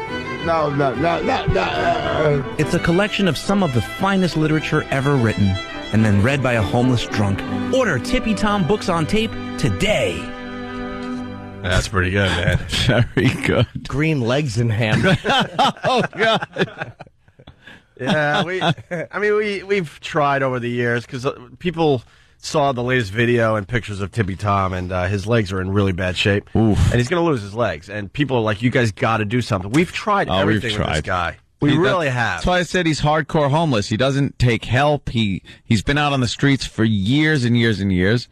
And he's one of those homeless guys that it's not a guy that's down on his luck that needs a job or this or that. He's just going to be like that. Some people just are like that. That's it. There's nothing you can do to help them. Speaking of the homeless, I'm reading an instant feedback here, and it reminded me of something which will lead to, I think, something Jimmy was talking about only a mere 15 minutes ago, not on air yet. This guy writes, Opie, he's not your homeless friend. If he was your friend, you'd let him stay at your house. Hold on. Stay at your place till he got on his feet. With that said, I had a thought recently around the holiday, and I swear to you, there's this homeless guy in my neighborhood that I give money all the time to. I don't give money to all the homeless, but which does he look like? Is he the one with the dreadlocks? He's the one with the. He's a white guy. He's got a beard. Yep. Longer hair. He's usually in the park. I watch him do like knuckle push-ups to try to stay in shape. He seems relatively normal as far as the homeless people go. Yeah. And I give him money all the time. And he's been homeless for years. I had the thought around Christmas to actually, Anthony's going to freak out, invite him to my place to get a shower and a warm meal. You're crazy. Yeah. You're crazy. That just leads to him killing you and taking like $10. Well, I played it out in my head. And I'm right there with you. I'm like, okay, what are you thinking? This is stupid. This will end really, really badly.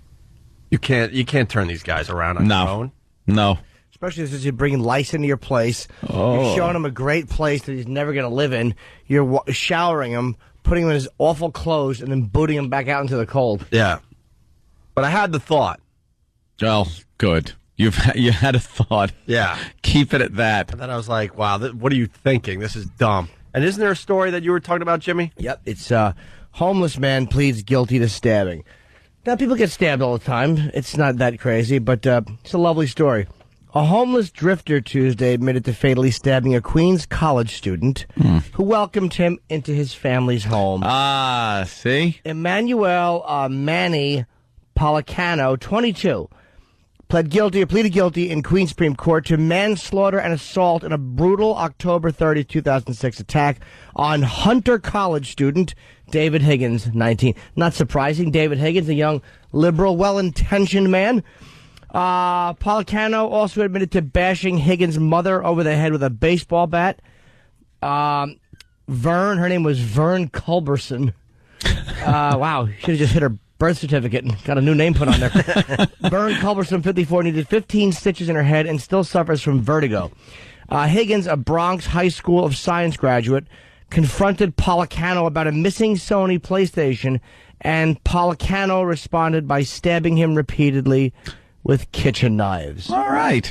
So this vermin, they bring the guy into their home. He steals the PlayStation, and then when they confront him, he stabs the son. And when the mother comes in, he clonks her over the head with a bat. And this is where it shouldn't even be a trial. You should just kind of rest your head on a desk, and they should put a bullet in the back of your head because you're a roach. By the way, that's crazy talk because that's something like somebody on the right would say. I know, yeah, you're right. Yes, that dope that wrote that instant feedback. Listen to the show longer, will you? He's stabbing the son, and the mother comes in. What are you doing? what? You're holding a knife. Are you trying to cut a piece of that apple pie I made? Oh, he's such a helpful. He must be helping my son. Cut a tag off his shirt. I got hit twice because I wasn't finished yet. She keeps standing up, too. Stay down, Rock. Yeah, just stay down. Hey, in other news, good news for Jimmy's Cowboys. Jessica Simpson will not attend the Giants Cowboys game this weekend. Good. That's good news for you. And Jimmy. are they saying because she's got prior commitments, she's busy? I Well, guaranteed. The story's taken off to the point that she can't show up now because everyone is talking about it. Yeah. But they'd boo her. they're starting to hand out Jessica Simpson masks for everybody that's going to the game. Ugh. Where's the game, by the way? Does it have authentic French features? The mask? And she's recording an album. She's recording an album. Yeah, that's so why she can't she'll go. be watching it on TV. So it's in Dallas. Oh, that's why she can't make it. What a load of crap. But in the paper today, I saw that they're handing out Jessica Simpson masks. So that's, I guess, some of the Giant fans that just happen to be in the area that are going to the game? Probably. Oh, Good. okay. Funny. Oh, man, if the game was up here, forget it. The whole stadium would be filled with Jessica Simpson masks. I hate the Giants, by the way. Go, Pats! And F the Blue. Cowboys as well. Big Blue. Let's see. Goose Gossage. Yes, made it. He made it into the Hall of Fame. Jim Rice and Mark McGuire did not make it. Mark McGuire had a They better... just don't know it's Mark McGuire. Huh? They think Mark McGuire is dead because this new guy has little round John Lennon glasses. He's emaciated and cries like a woman. And plays golf now. Yeah, he Good doesn't look point. like Mark McGuire. You know, I was telling Jimmy, Mark McGuire should absolutely be in the Hall of Fame. The steroids are all over the place. It's not like it's an isolated case with the steroid thing. And he saved baseball with that whole home run race with Sammy Sosa. Yep. People hated baseball. That was a biggie. People forget that a lot of hardcore fans gave up on baseball. And then Mark McGuire and Sammy Sosa doing that home run thing brought a lot of people back to baseball. For that alone, he should be in the Hall of Fame. Yeah. Uh-oh, Jimmy's shaking his head. No, What no, happened? I'm listening to you. I'm talking Jim Rice. I also think had a pretty good run, man. It's kind of 16 years. Yep, the sports writers are such babies. You're a bunch of crybabies who, when a guy like Eddie Murray or any of these guys blow you off because you write whatever you want, you attack them relentlessly. When they blow you off, you pay them back by not voting them into the Hall of Fame. Right. You're a bunch of douches, sports writers. Rice didn't really talk to the media that much, right? Right, he shouldn't. I'm Why? not really That's sure. what he said. 16 years, 382 home runs, 1,451 runs batted in, and a 298 average. So that's a 300 average for a slugger is not bad. He's one of those guys that's kind of like on the bubble. Like when you see who gets voted to the Hall of Fame, you're like, oh yeah, of course. And then there's these guys you're like, it could go either way. I think Jim Rice is one of those could go either way type of Maybe, players. but he was 1978 MVP, and he was an 8-time All-Star. Yeah, that's pretty impressive. I mean, you're MVP and an 8-time All-Star. I mean, I think the guy earned his way in. And especially in the 70s, to be 18 shy of 400 home runs, that used to be like an automatic Hall of Fame. That's right. You're number, right. You know, 400 was one of those benchmarks they look for. Travis is absolutely right. And Goose Gossage, Of course he is. Goose Gossage has to like shave that dumb mustache of his. He's still got it. I got a theory on that whole thing. When someone has this unique look when they're really famous, and then they go away, they feel like they have to keep this unique look, even though the times have changed. Yeah, just so people recognize him, I guess. So people go, oh my God, it's obviously Goose Gossage because look at the mustache. Yeah. You don't need to do that, Goose. Just get rid of that ridiculous mustache of yours, especially because it's now gray and just doesn't look healthy whatsoever.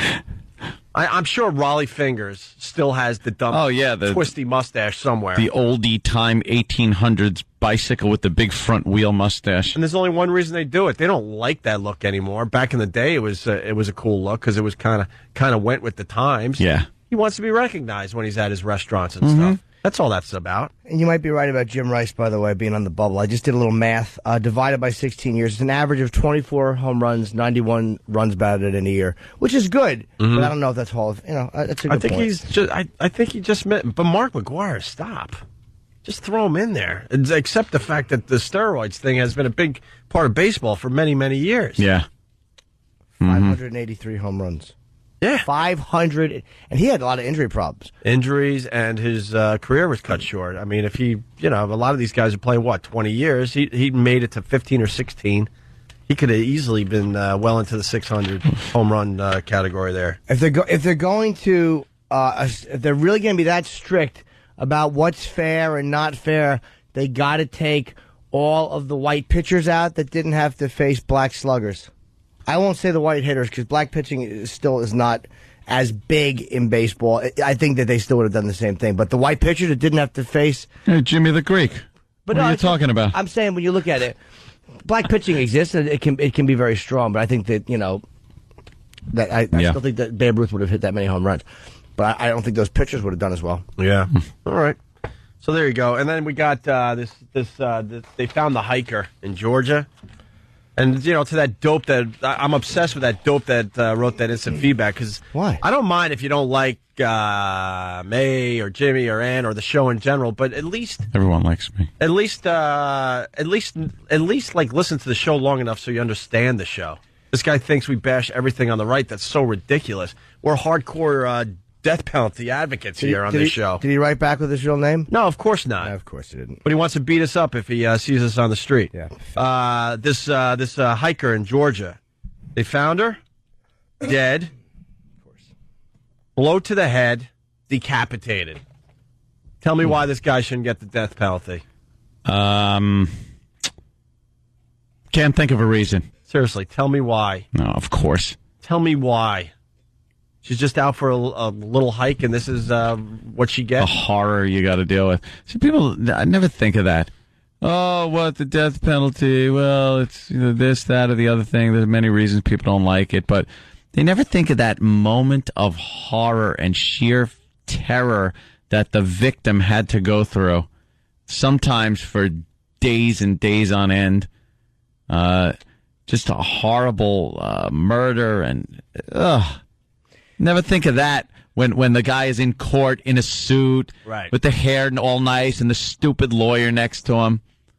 You know what? That makes him any less a savage that he was when he was hacking someone apart and cutting people's heads off. Just imagine what the family has to go through. You have a family member that has like the flu, and you almost want to like kill yourself just to make the person feel better. Can you imagine you have to live your life after this went on with someone in your family? I think the worst thing that the survivors of murders like that has to deal with is the what were they thinking when that just nightmarish situation was going down, like a rape, murder, and then slow torture, having to watch other loved ones being killed, and the family's got to just. You can't wrap your mind around it. You can't think of it long enough, or you'll drive yourself nuts.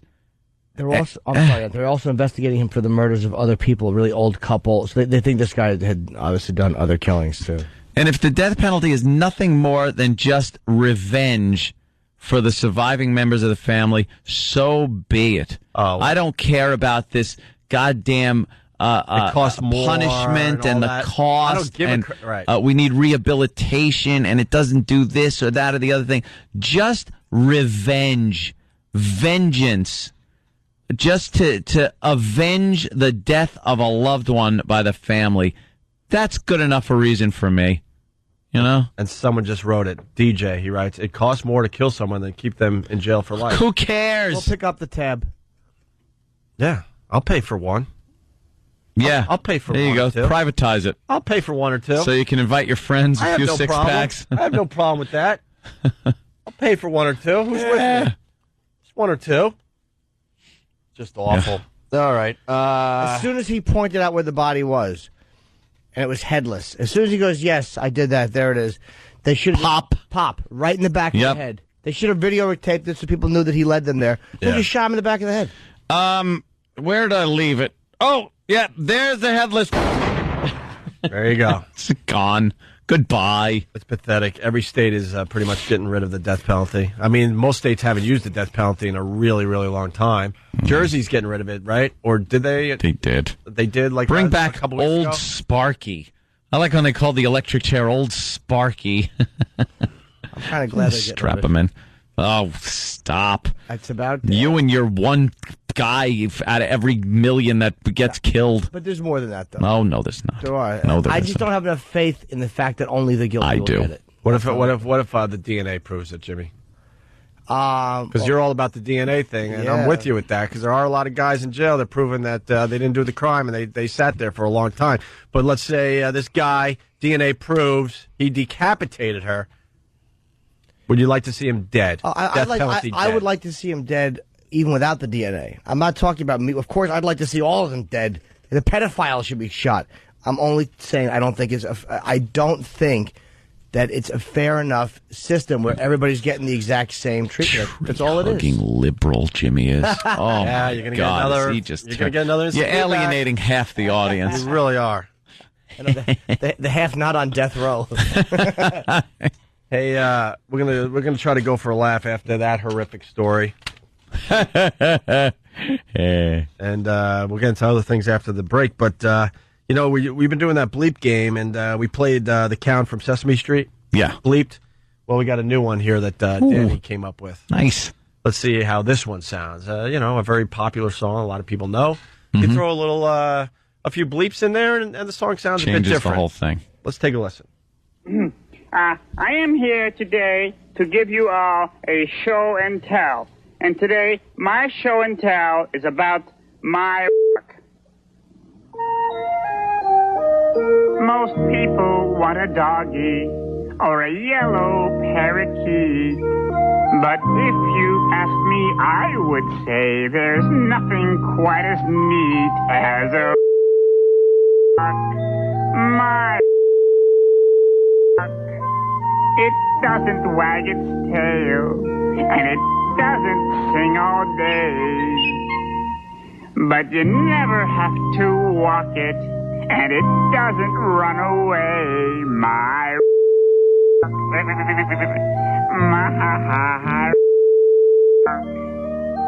it's quiet, and it's friendly, and it's always very neat. And you never have to bathe it, and it never has to eat. Oh, you can have your hamsters and your goldfish by the score. If I live to be 100, I will never ask for more than my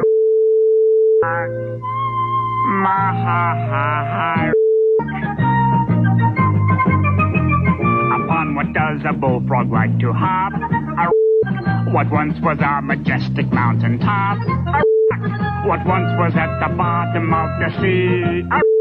What hurts if I should drop it on your knee? What forms the firm foundation of a wall? What makes the very bestest pet of all? That's right, a rock! All poodle pups and parakeets are all you ever see. And rocks are only really loved by guys like me. But let me tell ya, mister, if you had one, you'd agree. There's nothing quite so wonderful or truly remarkable as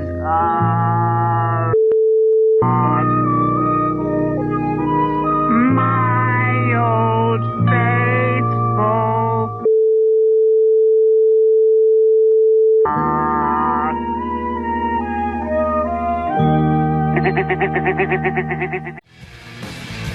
All right, One Vision. Oh, not another live read? You're good. I'm good, man.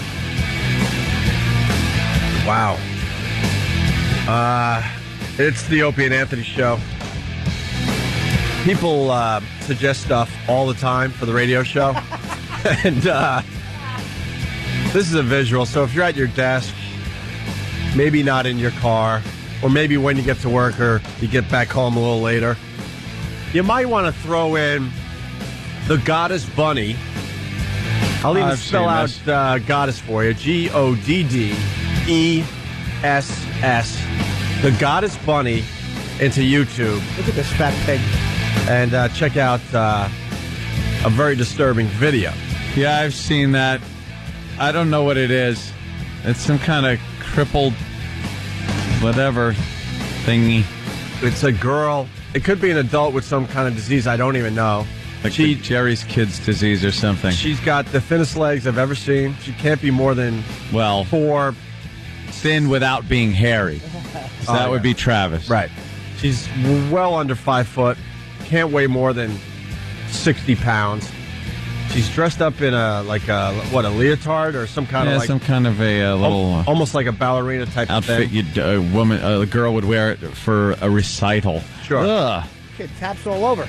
And she's look at the knees. She's attempting to dance, and she's got an umbrella that she's twirling. Oh, she Yeah, got that's- some moves. Oh, man. She got some moves, all Wow, right. this kid boogies. I like her. That is frightening. She's doing the Thriller dance by accident. Her hands all out like the zombies. Looks like she crawled out of the grave, too. Oh, my God. Who does she look like? That DNA is a bitch, man. My God. Oh, my God. Why Stop with with a close-up? This is a close-up. What do you got, Danny? And she wears silly hats. Somebody posted this as a comment on my MySpace, and the background music was like this really hard thrash metal. It just made the video Really? so much funnier. She looks like David Bowie. So it's more of a visual. Hopefully the censors won't kill us, and they'll link this to onaradio.com later today. We'll see. Why would they kill her? That's Who knows, Jimmy? Who knows? I don't know what that is. It's funny. Her head is the only normal part of her, and she's distracting from that by wearing like a clown head on top of hers. So you want to showcase your head and put a halo around it. Her body. What's wrong with her, though? Can we find out? Let's get her on the phone. How about everything? She's got some kind of muscular dystrophy, it looks like. And here we are making fun of her. Well, polio? What's polio? The hell year is it? You don't get polio anymore. Is that polio? This is polio. What, Steve? It's fake. Huh? Steve is saying it's fake. Is it fake, Steve? No. Okay. Quick story, and then we got your speeches from last night. We'll go back to the political thing here. Aye. But first, this cute little story. A boy in Mexico tried to skip school and got into a sticky situation, literally. This 10-year-old snuck into the kitchen of his family's home early Monday, got industrial glue, slathered it on his right hand, and then grabbed the frame of his bed. When the boy's mother woke up, she found him in his room watching TV with his hand on the bed. At first, she didn't think anything of it, but when she realized he was stuck, she spent nearly 2 hours trying to get his hand free with water, oil, and nail polish remover. Eventually, a team of paramedics were called in. The boy says he pulled the stunt because he had so much fun on Christmas break, he didn't want to go back. But it didn't work. He was unglued in time for class. The boy's hand is fine, and his mother describes her son as a good kid, but says he's mischievous like all kids. Let me tell you what my mom would have done. She would have made me go to school with the mattress. With the bed. No joke. She wouldn't have attempted to even get my hand free. Didn't take that kind of guff in the Hughes house. No, she would have said, "You're going to school, stupid." And then she would have, hauled me and the mattress in the Volkswagen Bug. No, the Volkswagen bus. The bus? Without the seats. Without the seats. So we could, fit more kids in there, and she would have hauled me to school. She's not going to put up with that crap. She never did. Good thing he's not Saudi Arabian. They would have thought he was stealing the mattress and just cut his hand off. Yeah. Left it there. I never got off from school like that. I used to say I had a stomachache all the time because I was always, nervous and crying. And one time I did have a stomachache, and I got sent to school, and I told the gym teacher I had cramps. Because, I was... Like lady cramps? No. See, I thought that gas pains...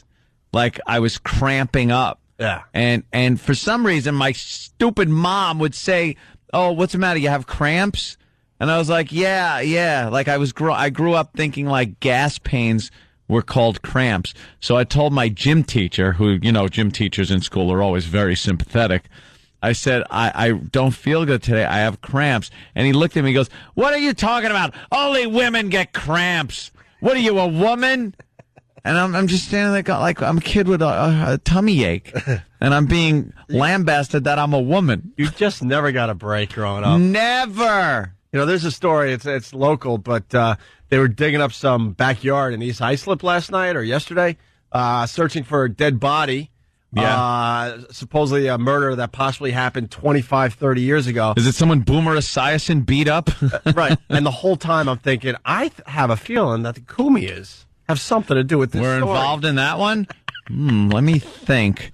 Did we kill anyone in East Islip? It sounded like it was your neighborhood that you've described over the East years. Islip. I lived on Timber Point Road in East Islip. Point. So if it wasn't Timber Point or a place around there, I don't think it was maybe us. one of the faithful could find out how close Anthony lived to this situation that's going on out there in East Islip. Hey, by the way, getting a request. Kid with the glue, the hand, and the bed. Yeah. Bleep game. Wow. Bleep game. Yeah, you could probably do the bleep game with that story. Let's try bleep game with that as we play some audio from New Hampshire. Yes, the big primary. Is this a caucus or a primary? This was a primary. What's the difference between a caucus and a primary? I don't know. Well, caucus is normally a lead up to a primary. There he goes. Oh boy. But no. No. If you're gonna win the caucus, they say the primary will look good, but it's not a guarantee. We're getting info about Goddess Bunny. By the way, you had a line about a big wheel or something. Everyone's saying was hilarious, and you got no reaction. Did I? didn't hear it. From Jimmy or I. Never remember what I say until the replay. It's too late. It was on instant feedback about 10 minutes. Yeah. What did he say? I don't know. That's why I'm asking. But Chad in Oregon, what do you got? Yeah, you guys were talking about the Goddess Bunny. It's actually not a female, it's a male. I was right. That's a tranny on top of it? Uh-oh. And what? Tranny, so Jimmy should be proud. But what went wrong? I have no idea, but I saw it about 6 months ago, and I did some research, and it's some sort of guy who's actually some sort of internet star, or who knows what he does. All right, but well, actually he's tranny, he's in his 20s or so. we got info on the Goddess Bunny. Jimmy, what do you got on the Goddess Bunny? Well, the Goddess Bunny, also known as Little Johnny Bama, stricken with polio at birth, apparently was abused as a youth in foster homes.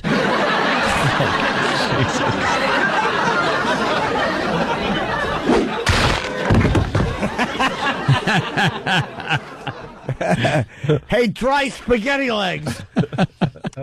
He was defiant enough to transform into a campy, wisecracking Sandy Crisp, a celebrated singer, dancer, actress, and model. After a starring role in a startling cult film, Miss Crisp was playfully dubbed the Goddess Bunny and soon became an object of wild, fetishistic worship by the denizens of West Coast counterculture. Hear the goddess recount her own astounding story and join her colorful group of friends and fans and blah, blah, blah, blah, blah. I would love to hear her talk, or him talk, it talk. Yeah. Well, how about we get this thing on our show? I would love to interview the Goddess Bunny. Yeah, let's try to get the Goddess Bunny on our show. By the way, we got emails from this like, I don't know if it is a transvestite or a transsexual who does a variety show. We never had her on. I don't remember. We should have. I like to, forget about that type of thing. Why? It exists and it's fun for a lot of us. I mean, people. Head of lettuce. We should have. No? Head of lettuce? I don't think that's her real name. But all right. Hey, Head of lettuce. I get it. Let's go back to New Hampshire. We talked a lot about what happened earlier in the show, and now we got some talking. I'm just sorry. Some audio. Wow. People with polio should not tap dance. It just doesn't work. Let me correct you. People with polio should only tap dance. That is horrid. The music is great, but you got to see the visual. That is a great call. Who is that your idea? Oh, Man? Look at the kneecaps and the... Oh my God, that does look like James Gum, but skinnier. What? Yeah. I feed me.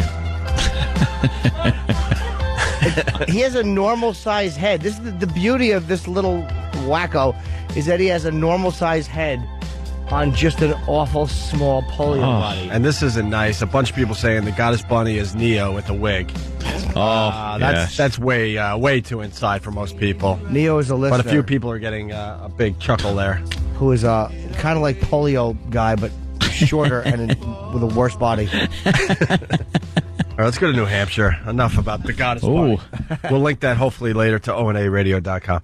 All right, you got McCain. He won for the Republicans, and this is what he had to say. First, I'd like to thank my wife Cindy and my 7 children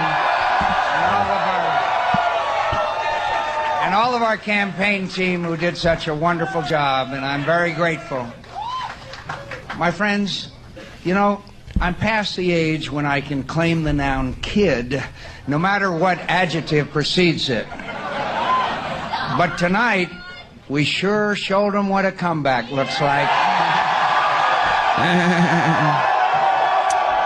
I could say this much. He just scares me. I don't know why. Yeah? I don't know what it is. More than Obama? I can't put my finger on it, but he just scares me. He's the next president. He's a hero. He's an American hero, but there's just something that just doesn't seem right. I think you're right. I think he will be the next president of these United States. John McCain. Is he like a moderate Republican? He's not a complete loon. Yeah, he's kind of moderate. I like him because he Did he? Who? Cindy. When? Who and where? 7 times apparently. Jimmy. I like it because he forgave Imus. He goes, he said he was sorry. I'll go back on a show. That's to me the way everybody should have reacted. Right. Yep. All right. McCain continued. Thank you. Thank you. When the pundits declared us finished, I told them, I'm going to New Hampshire where the voters don't let you make their decision for them. And when they asked, how you going to do it? You're down in the polls. You don't have the money. I answered, I'm going to New Hampshire, and I'm going to tell people the truth. I don't think he actually answered like that. No. He probably went, I don't know. How we're going to And then found a writer to kind of pump it up a little bit. Yeah, no one talks politically like that in their personal life, do they? I hope not. What are you going to do, John? You're getting killed. You got no money. I'm going to tell the truth. This is me you're talking to. What? Yeah, stop it. I'm not in it. What are you going to do? And I don't know. Lose. Hillary with the big victory. Everyone said that, she was done. And she beat Obama last night. Yep. 39-36, something like that. Was it? 39-37, I believe. 37? They expected a big blowout, though. Yeah, it was close, but yeah. They said Hillary was done. Right. Obama's running away with it, and then all of a sudden, maybe we were wrong. Punch it up. You're right, Kevin. So here's Hillary. The new Hillary. Come tonight Yeah. with a very, very full heart. And calves. Oh, God. I want especially to thank New Hampshire. Over the last week, I listened to you, and in the process, I found my own voice. She's a totally new person. Yeah. Which shows you what a phony she has been Who just changes diction as fast as she does? Yeah. She just changes inflection. Found my own voice. Someone finally told her stop with the act speech pattern. She's going to speak in tongues next. She's just going to start babbling. She's like De Niro at the end of Cape Fear as she's making her her concession speech.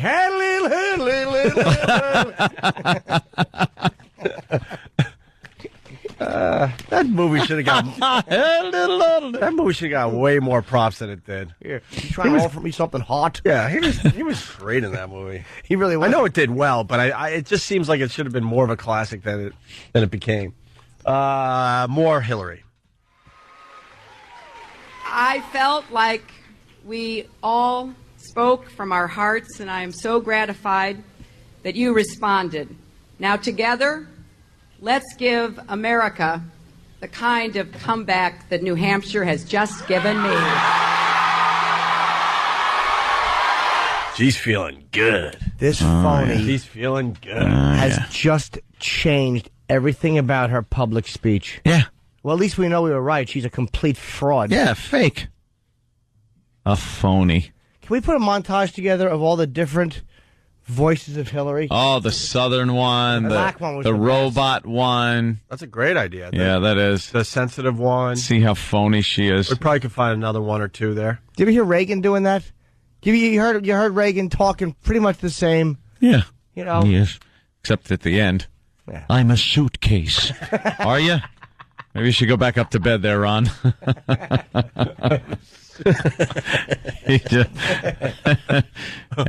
Poor guy. Yeah. Hey, we got to go for everyone around him. Yeah, how to deal with that. His head's got rice pudding in it. Oscar from Jersey has something. Oscar. Hey, boys. I was going to talk about McCain, but real quick. Clinton just hired Paul Begala as her, chief strategist guy, and he's the guy that gets paid, hundreds of thousands of dollars and tells her what to say. Oh, wait, is he because she did fire her guy over something, right? He said something stupid? No, that was, somebody else the other day. Yeah, that with said the something. Obama thing. Oh. Yeah, but Begala was the guy that used to be on, Crossfire with James Carville and stuff. Yeah. He's a hardcore liberal, but the dude's good at his job, man, and they hired him, and now look what happened. They must have just told her, look, you're not connecting with anybody. You sound phony. You're not sincere. People's image of you is this cold, icy bitch who's just very self-serving, wants to be president for her own reasons, not for the country. That's the image she was putting out there. And now there's this sensitive Hillary who's talking to America and talking about how she wants to make it a better place for everybody. Soft-spoken. She gets a little teary-eyed every so often when she thinks about the opportunities this country has given her and everyone else. Where the hell did this Hillary come from? You know, she's a white lady of privilege. When wouldn't you have had opportunity? Yeah, stop. Hey, but boys, the thing about McCain is, you remember a couple months ago he came out against, the CIA was had those reports about the water torture and stuff, and McCain came out and said, you can't do that. Well, the guy would be a little hypocritical saying that he was for torture. You know, the guy spent a little while in a Hanoi Hilton over there getting his ass beat every day. I think that might change your opinion. In a tiger cage for a couple years. Cry me a river. Rats! Michael! Michael! Rats!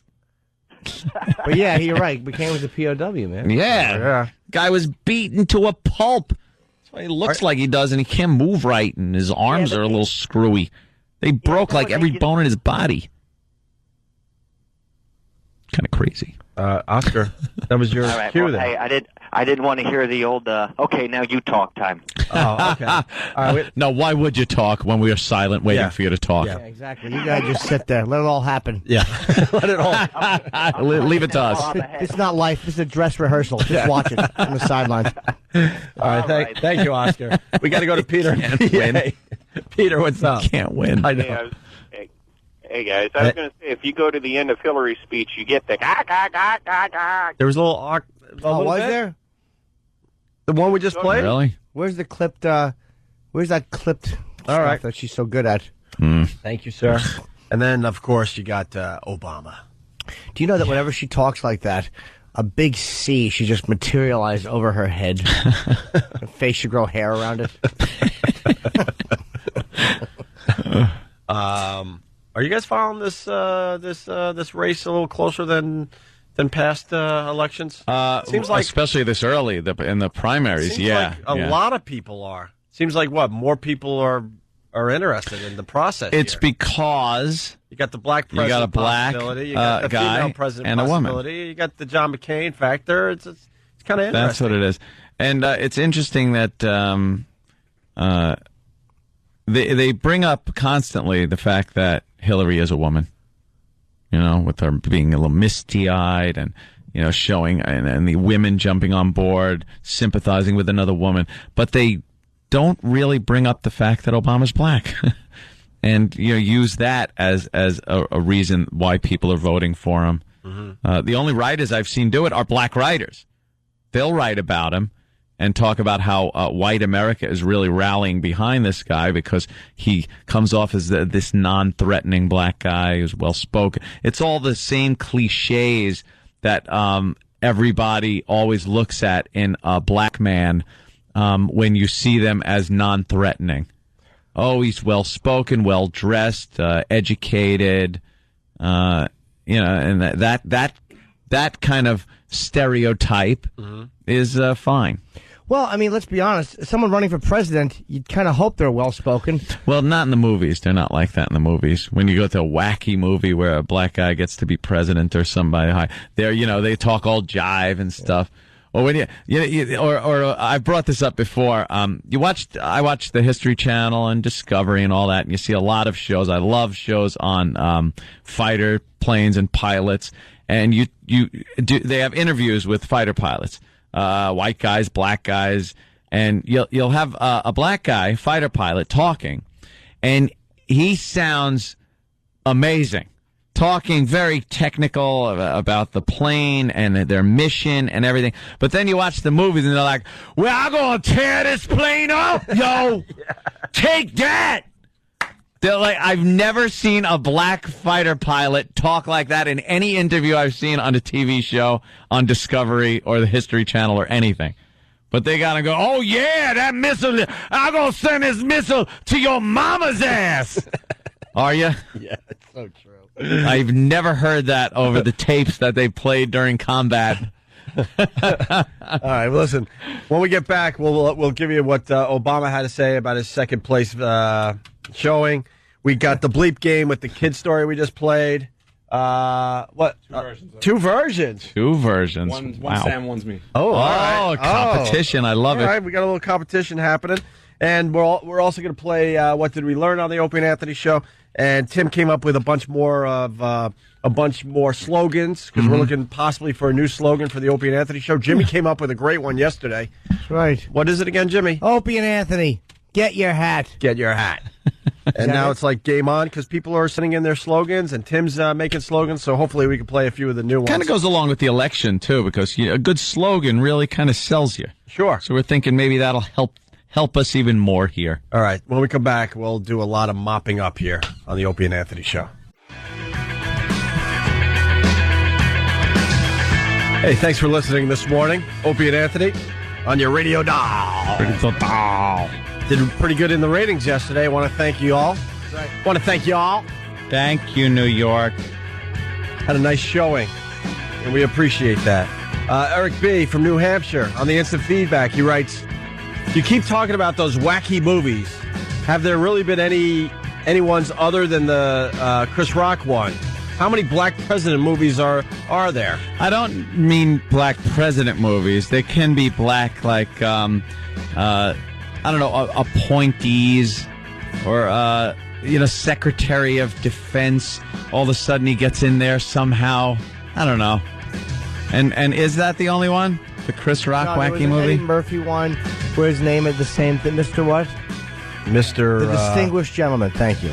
Well, Deep Impact has Morgan Freeman, but he's not, he's not jiving it up in there. No, but the effect in Deep Impact is actually worse than if we had a real one. oh, wait. No, it's supposed to be better than... I just said the truth. Oh, you're a good man. Hey, there you go. That's your right. liberal. Yeah. The liberal in you coming out. What I was supposed to say is the effect would be worse than the... can I have a shot of talent, please? Tom in Buffalo checking in. Tom. Yo, what's up, O&A? Where has Buffalo been? We haven't heard from you guys in a while. Oh, I've always been here. Listen to you every morning. Hey, are you guys getting, like, the warm weather? Oh, it's warm but windy out here. Windy real bad. That wind's coming our way, see? Yeah. You check Buffalo for our weather. That means we're going to have some windy days. That's right. I was going to tightrope it between two tall buildings, but I'll have to wait. You'll have to wait till spring, I think, Jimmy. That's right. Yeah. What do you got, Tom? I was just making a comment how, basically the presidential election now is a big reality TV show. They might as well throw these guys in a house with cameras and have the public vote on them because the reality shows get better voter turnout than the election does. And they're taking a page from all these reality shows. They're making it interesting enough for us to actually start paying attention to them. Exactly. So, I don't know. I'm watching more than I usually do, and I hate this stuff. I really do. I'm just from the school that nothing really ever changes. Yeah, if you wanted one man to do a lot of change, you had to live like a long time ago. I don't know. You had to live a long time ago. If a woman or a black man got elected president, you would see some changes. That's all. Not as many as you think. No, I don't think as many as you think either. Neither one of them is going to be more liberal than Jimmy Carter. I mean, there might be some, but... That's tragic. But you know what I'm saying? It's like, they're not... What are they going to do that's so different? The way that they handle foreign policy. No. I think. Maybe. The way that they deal with certain issues around the country, with, sexism with Hillary, racism with Obama. These are personal issues to them that I think they would take into the presidency with them. Yeah. It's my opinion. The race war.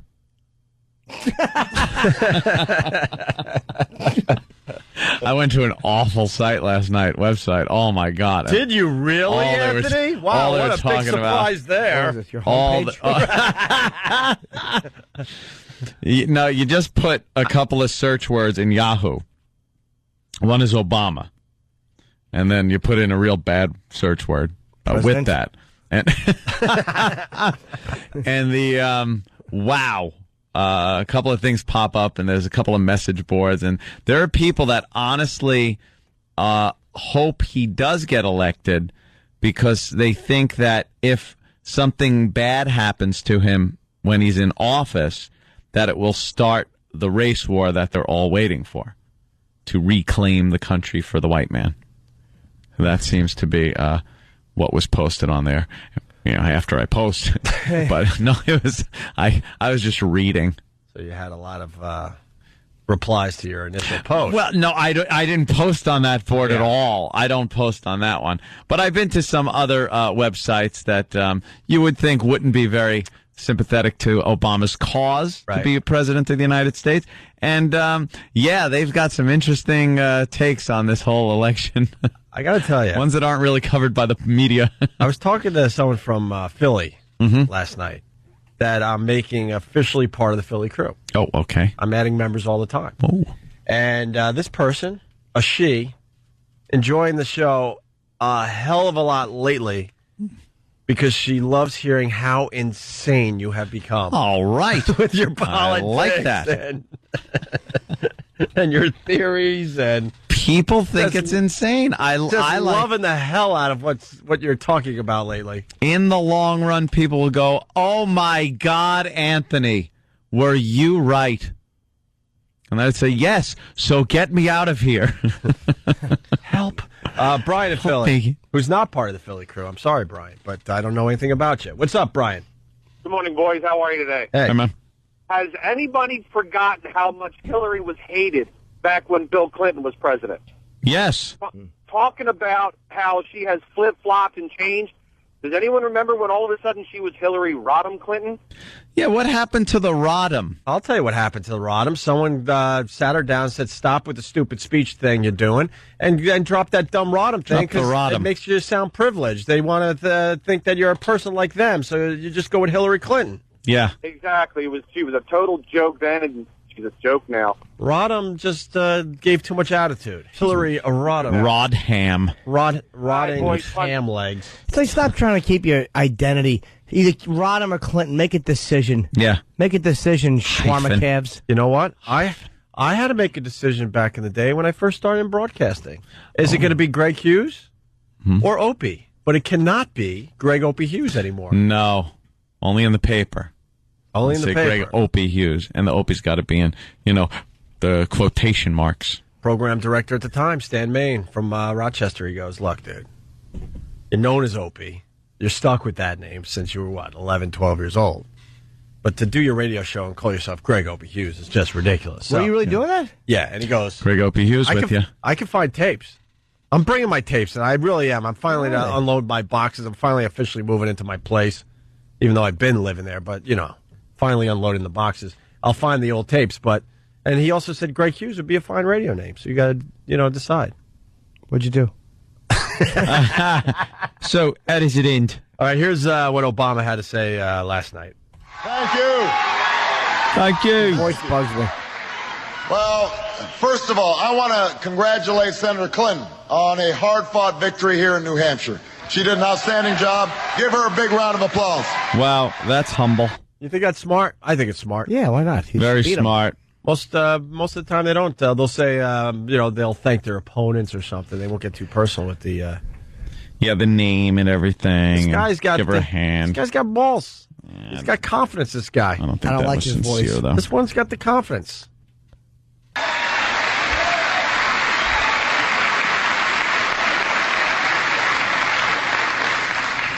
A few weeks ago, no one imagined that we'd have accomplished what we did here tonight in New Hampshire. No one could have imagined it. Losing?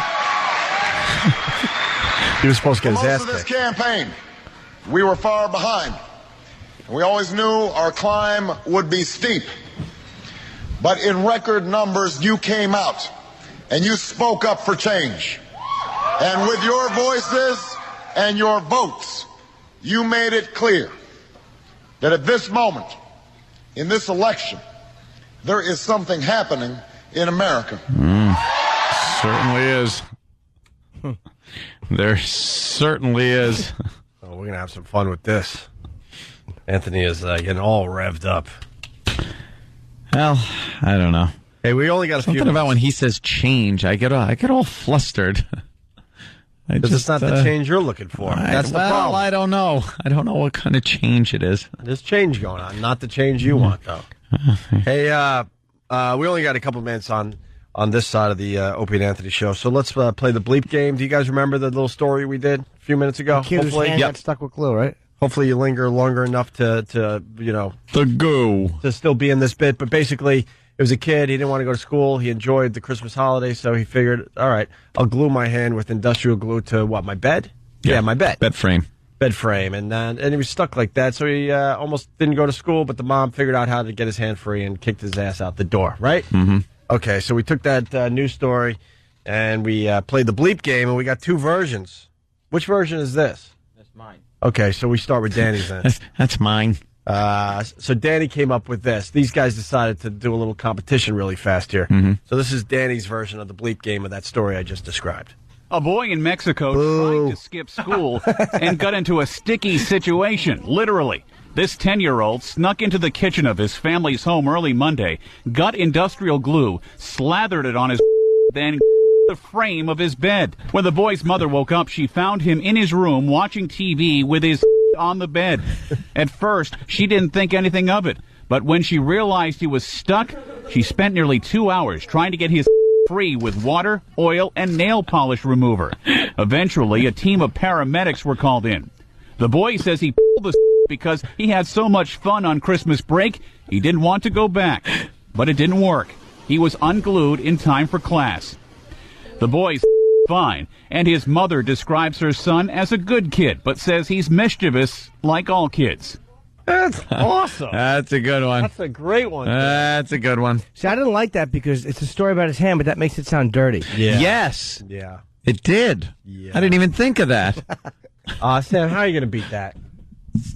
He put all the bleeps in the right places, so what did you do differently? Yeah, what did you do different? I It's went going to in be a the same different thing. direction. You did? I invented the beep game. Oh, some people say Jimmy Kimmel did. Yeah. We have to deal with that every time we play the beep, the bleep game. That's arguable, I think. Radio guys have been doing this for a very long time. Not Calm to take down. away from Jimmy Kimmel. He's made it pretty popular with his fine late night show. But Yes. this type of thing has been around a long time.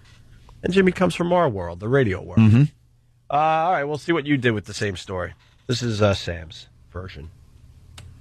A boy in Mexico tried to skip school and got into a sticky situation, literally. This 10-year-old snuck into the kitchen of his family's home early Monday, got industrial glue, slathered it on his right hand, and then grabbed the of his. When the boy's mother woke up, she found him in his room watching TV with his hand on the. At first, she didn't think anything of it, but when she realized he was stuck, she spent nearly 2 hours trying to get his hand free with water, oil, and nail polish remover. The boy says he pulled the because he had so much fun on Christmas break, he didn't want to go back. But it didn't work. He was unglued in time for class. The boy is fine, and his mother describes her son as a good kid, but says he's mischievous like all kids. I got to give you guys props. Right. Yep. I was thinking, It's wait, a little different, yeah. there's two versions of this. How could it possibly be different? Mm-hmm. But Sam just showed you another way to do it. Very good, Sam. Thank you. Thank you. Thank you. Your eyebrows give me the creeps. Why? Do they? They look like dress socks. Are you voting for Obama? I don't know yet. You don't know? That isn't a definite no? Well, I don't know. We still got a lot of time. Holy mother of God, he's going to win. I might feel, like he's the right man for the job. Oh, boy. Well, half of you will. The right man for the job. And what's the first thing you're going to do when we get a black president? Book passage. Book passage. Book passage. What is this, 1820? I don't know. Let's see. If I wake up day after the election, they've tabulated everything. I wake up, I go to the website, I pull up something like Drudge, and I see, oh, God, I can't even say it. I see president. What would I do? Probably refresh Drudge and make sure that was the actual site. That'd be weird to see. Wouldn't. What was under the bleep there? I don't know. You add your own words. All right, let me hear it again. President. Yep. It begins with an N. Are you insane? New president. Oh. What? There'd be a new president. Why would you have to bleep that new? day? Why would you have to bleep new? Mistake. Because some people thought I was saying Jew. And they would think that there was a different president. Giuliani? Giuliani. Let's. I would have to wait it out until after the inauguration to see what happens. I'd give him some time. What, a day? A week. A week, right? I'd give him some time to see who he starts appointing. It takes a week to get rid of the hangover. You got to give more than a week. What? I'd stay drunk. You certainly will. So some things aren't changing. Hey, let's say hi to Jesse. Jesse, what did you learn on the Opie and Anthony show? I learned that Anthony's imminent liver failure started with one can of Coors. Yes. I had to stay on a bull for 8 seconds for that Coors, by the way. Huh? I had to stay on a bull. Oh, that's right. For 8 seconds. And I stayed on for like 2 seconds, but Dad gave me the beer anyway. Your dad was insane. It certainly was. All right. Well, I had fun. Yes. It was a good one. We're gonna go to Flew XM by now. today. What? We're going to go to XM. Yeah, we go over there now. That's what we do. And you guys do what So you we do. do. You guys do what you do. We do what we do. Maybe we're doing the same thing. I don't know. That's how we end today. See you all on the COD tonight. Right, Dan? Call of Duty? Call of Duty 4? Of course.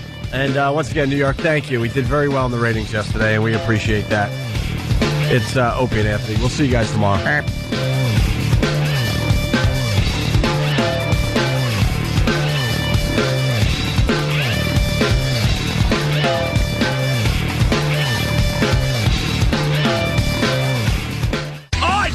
Oh my God! Goddamn! Whip 'em out Wednesday. Opie and Anthony. Opie and Anthony. Opie and Anthony. Opie and Anthony.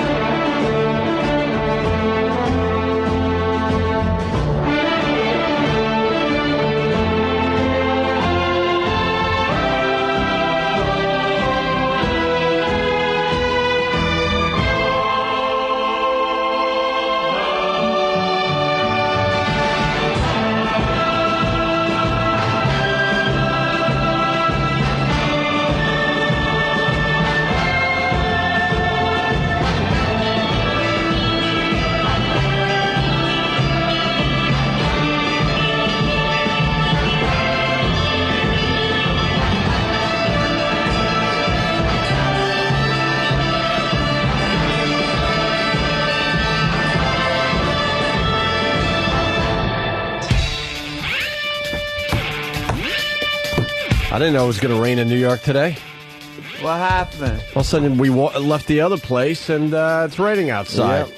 This weather's got to calm the fuck down so my flu or cold or whatever the hell I have goes away. They said a bit of rain. I think. Go ahead. And then it would stop this afternoon. The change of weather is killing me. What's getting you sick, yeah? Well, I don't know. I think your immune system is down to begin with, and then your and then your body is affected by the change in the weather. When it's like this, it's not supposed to be 80 degrees in winter. Did anybody notice it. Hillary Clinton is dressed like a sofa? in that outfit. That outfit, that gray thing with like the black things on it, it's horrendous. That's funny. Awful.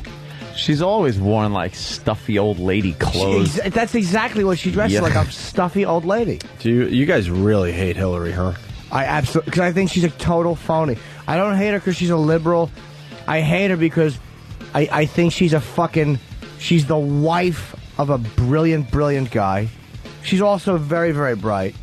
But I just think she's an absolute fucking phony. You know what? At least with that guy, who's the other psychopath? Duncan? Yes, Duncan Hunter. At least he takes definite stands, as awful as they are. He's at least taking very definite stands. You do have to respect Hitler. that. I always do. No, you got to respect a person that's not scared to say what they believe in. Absolutely. Like, when we talk about how much we're into the death penalty, we're turning some people off. But, at least we're telling people what we're all about instead of being wishy-washy. There's radio guys that are wishy-washy because they're trying to get everybody out there to like them. Mm-hmm. That's just dumb. Well, politicians do that, too. Right. Well, that's all what the time. Right. And, hey, who do you dislike more, Anthony? Okay, let me Hillary or Obama? Because dislike? Who bothers you more? I have to say Hillary. Really? Yeah, she bothers me more. I why is dislike that? her more because she. I'm not sure if Obama's phony yet. He seems sincere. Whatever his ideas are, I don't really know. But Hillary's just a phony. She just comes across as a phony who's doing this just for her own little power base and her own satisfaction, her own goals in life. She's always wanted to do this, and I don't think she cares about the people, her constituency. And if she ever did become president, it wouldn't be because she cares so much about America. That's all a line of shit. It's all about how far she can go in the career. And when you're a politician, the pinnacle is to be president of the United States. That's what she wants to do. You think she did a good job as being senator? No, I think she's just been I wouldn't know. taking on the easy battles. It's easy to go to Washington and say, hey, our state asked for more money after 9/11. You're not really going to get a fight from your people you're representing. Say, no, we don't want more money. Mm-hmm. She's always going to Washington looking for more money. That's great. Never taken on the real tough issues, though. You know what I learned from the New York City documentary that I've been bringing up a lot lately? Oh. And make fun of, obviously, because it was so goddamn long. But politicians back in the day, they did go for the tough things. They did go for, we need to build the Erie Canal. And people are like, what the fuck are you talking about? And we're building the Hoover Dam, right, which will take years and millions of dollars and concrete, and we're going to carve out a valley. And right. But wow, that was some big shit. But that's what I'm getting at. You don't hear about those massive what the fuck type of projects anymore because it's just too much.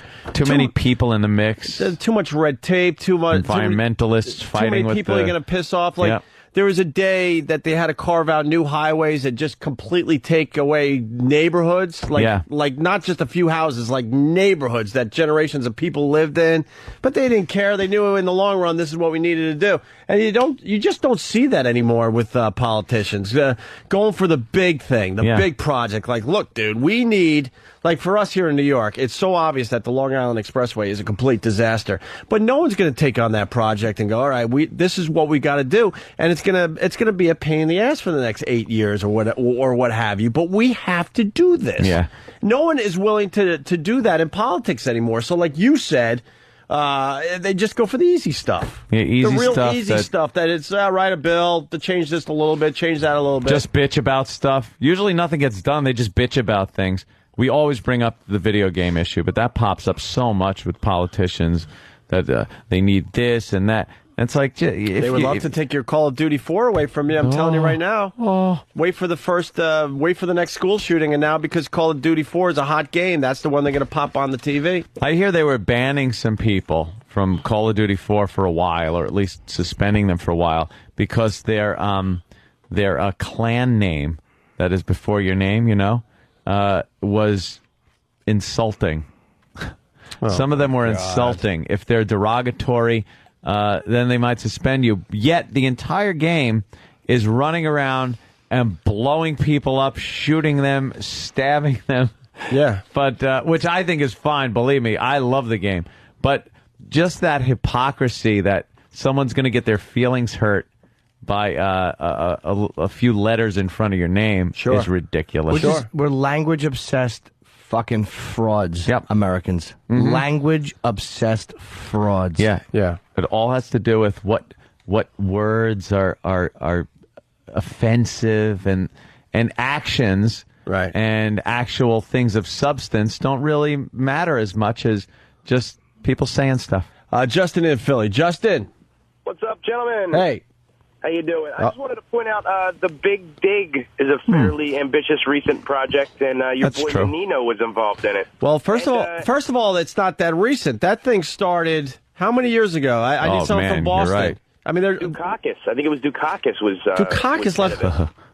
When did Dukakis leave office? 87, I think. Yeah, but you're right. The Big Dig is like that's what they used to do back in the day. These just massive projects they would take on to really improve the quality of life for a city or a town or neighborhood or what have you. And that Big Dig went great.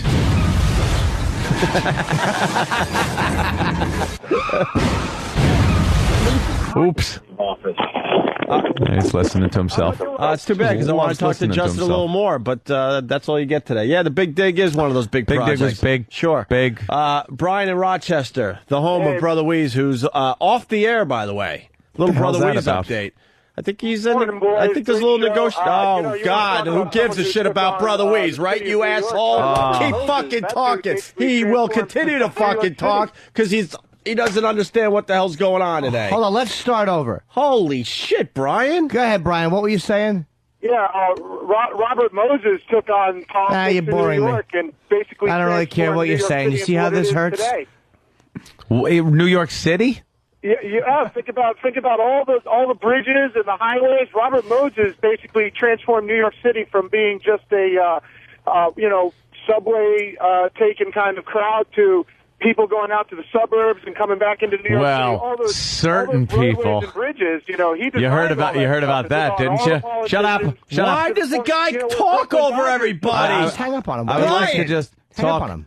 about Robert Moses. Brian. Yeah. Why won't you listen to us?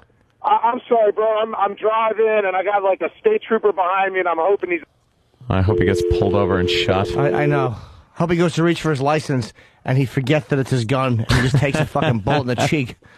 Yeah, Robert Moses was an interesting character. Did you hear that rumor? I don't know if it's rumor, urban legend. They didn't touch on about it the bridges. during the documentary. They no? didn't touch on it, man. They put Robert Moses put the parkways on Long Island. He did. He built most of the bridges in the New York area. Oh, nice. Yeah. He was obsessed with making this a commuter city. Yeah. Obsessed with it. And the guy barely drove a car in his entire life. He drove a few times, but he didn't really drive. But he was all about making the highways and the bridges and making people commute into the city just to work. And he didn't believe in New York City as a neighborhood anymore. He just believed in it as a place to make money work, and then you go out and get the fuck out.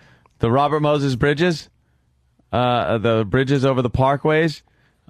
It's said that he designed them with very low clearance, so that the city buses couldn't drive out to the beaches with undesirables. I think that's urban legend, by the way. Full of undesirables. Because those same like overpasses are the same ones he built originally, and you look at them, buses could fit under them. Could they? Yeah. No way. I don't know about that on the Southern State. Oh my God! Some of those bridges, you feel weird being in the right lane because the bridge is arched so much, right? That there's like maybe 7 feet of clearance on that. They didn't touch on that, so I don't know if it's true. Yeah, I don't know.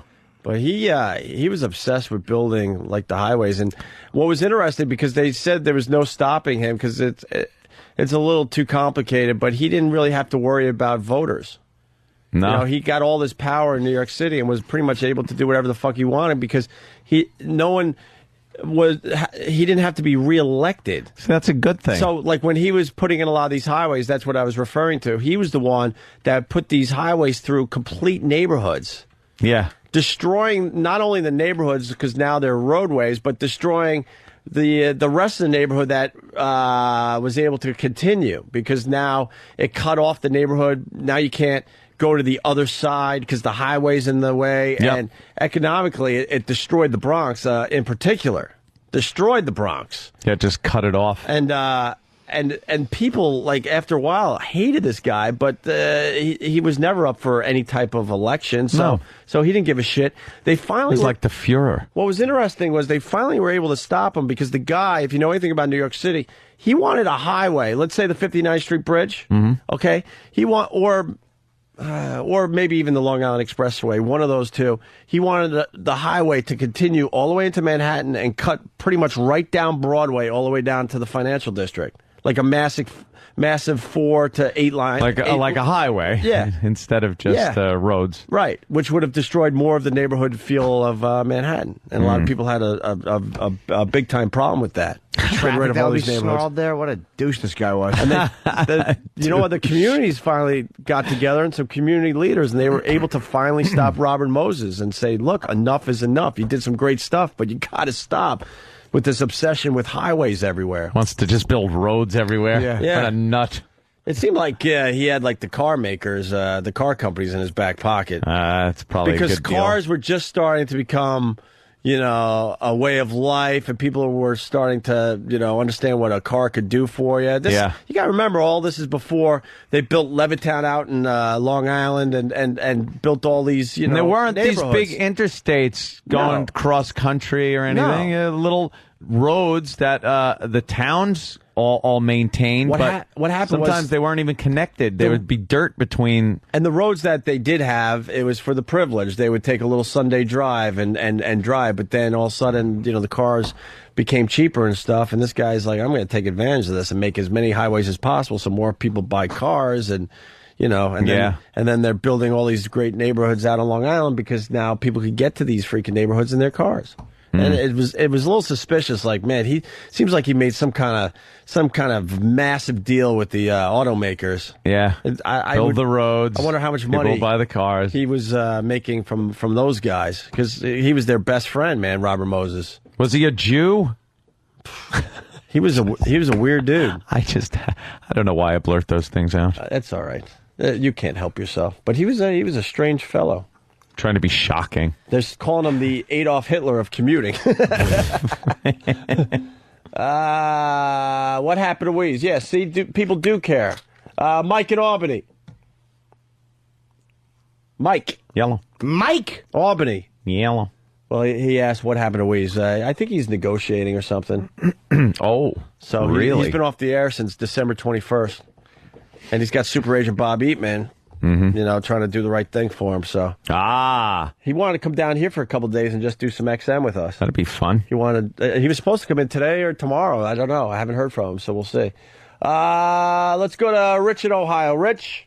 Hey, how's it going, guys? Hey, a lot of these older cities like New York and Chicago, they actually built those bridges and stuff like that for the convenience of railroads getting out of the cities. And since then, a lot of these bridges, they can't make them higher and stuff like that. I drive a truck, and what they do is they actually tunnel out the roads under the bridges, make them lower and lower, so stuff like buses and stuff like that, trucks can get in and out of these cities now that they didn't used to be able to. Right. And I heard a lot of the construction people that I've worked with say the same type of thing.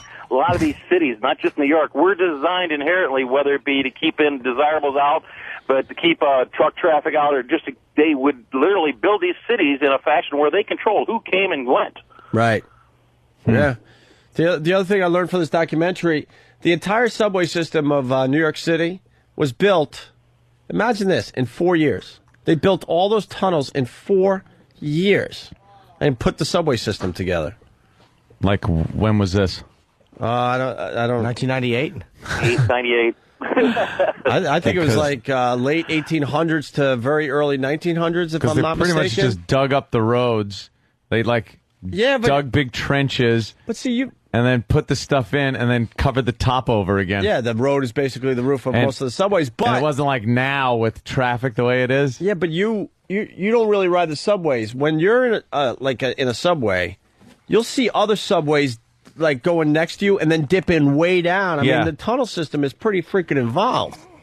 It's not just one tunnel that's only a few feet underground. These things go all over the place. And they did it in 4 years. Can you imagine any massive project being done in 4 years? No. And then the other thing New York came up with, my New York knowledge, obviously, but the fare for the subway. You know, before that, any type of train system, whatever, you had to pay according to how far you were going. Yeah. And New York was pretty much the first system where they had one fare, which was a nickel for like 50 years or something like that. A nickel? You could go anywhere in the system for a nickel, right? And I'm thinking, wow, this is kind of cool and all.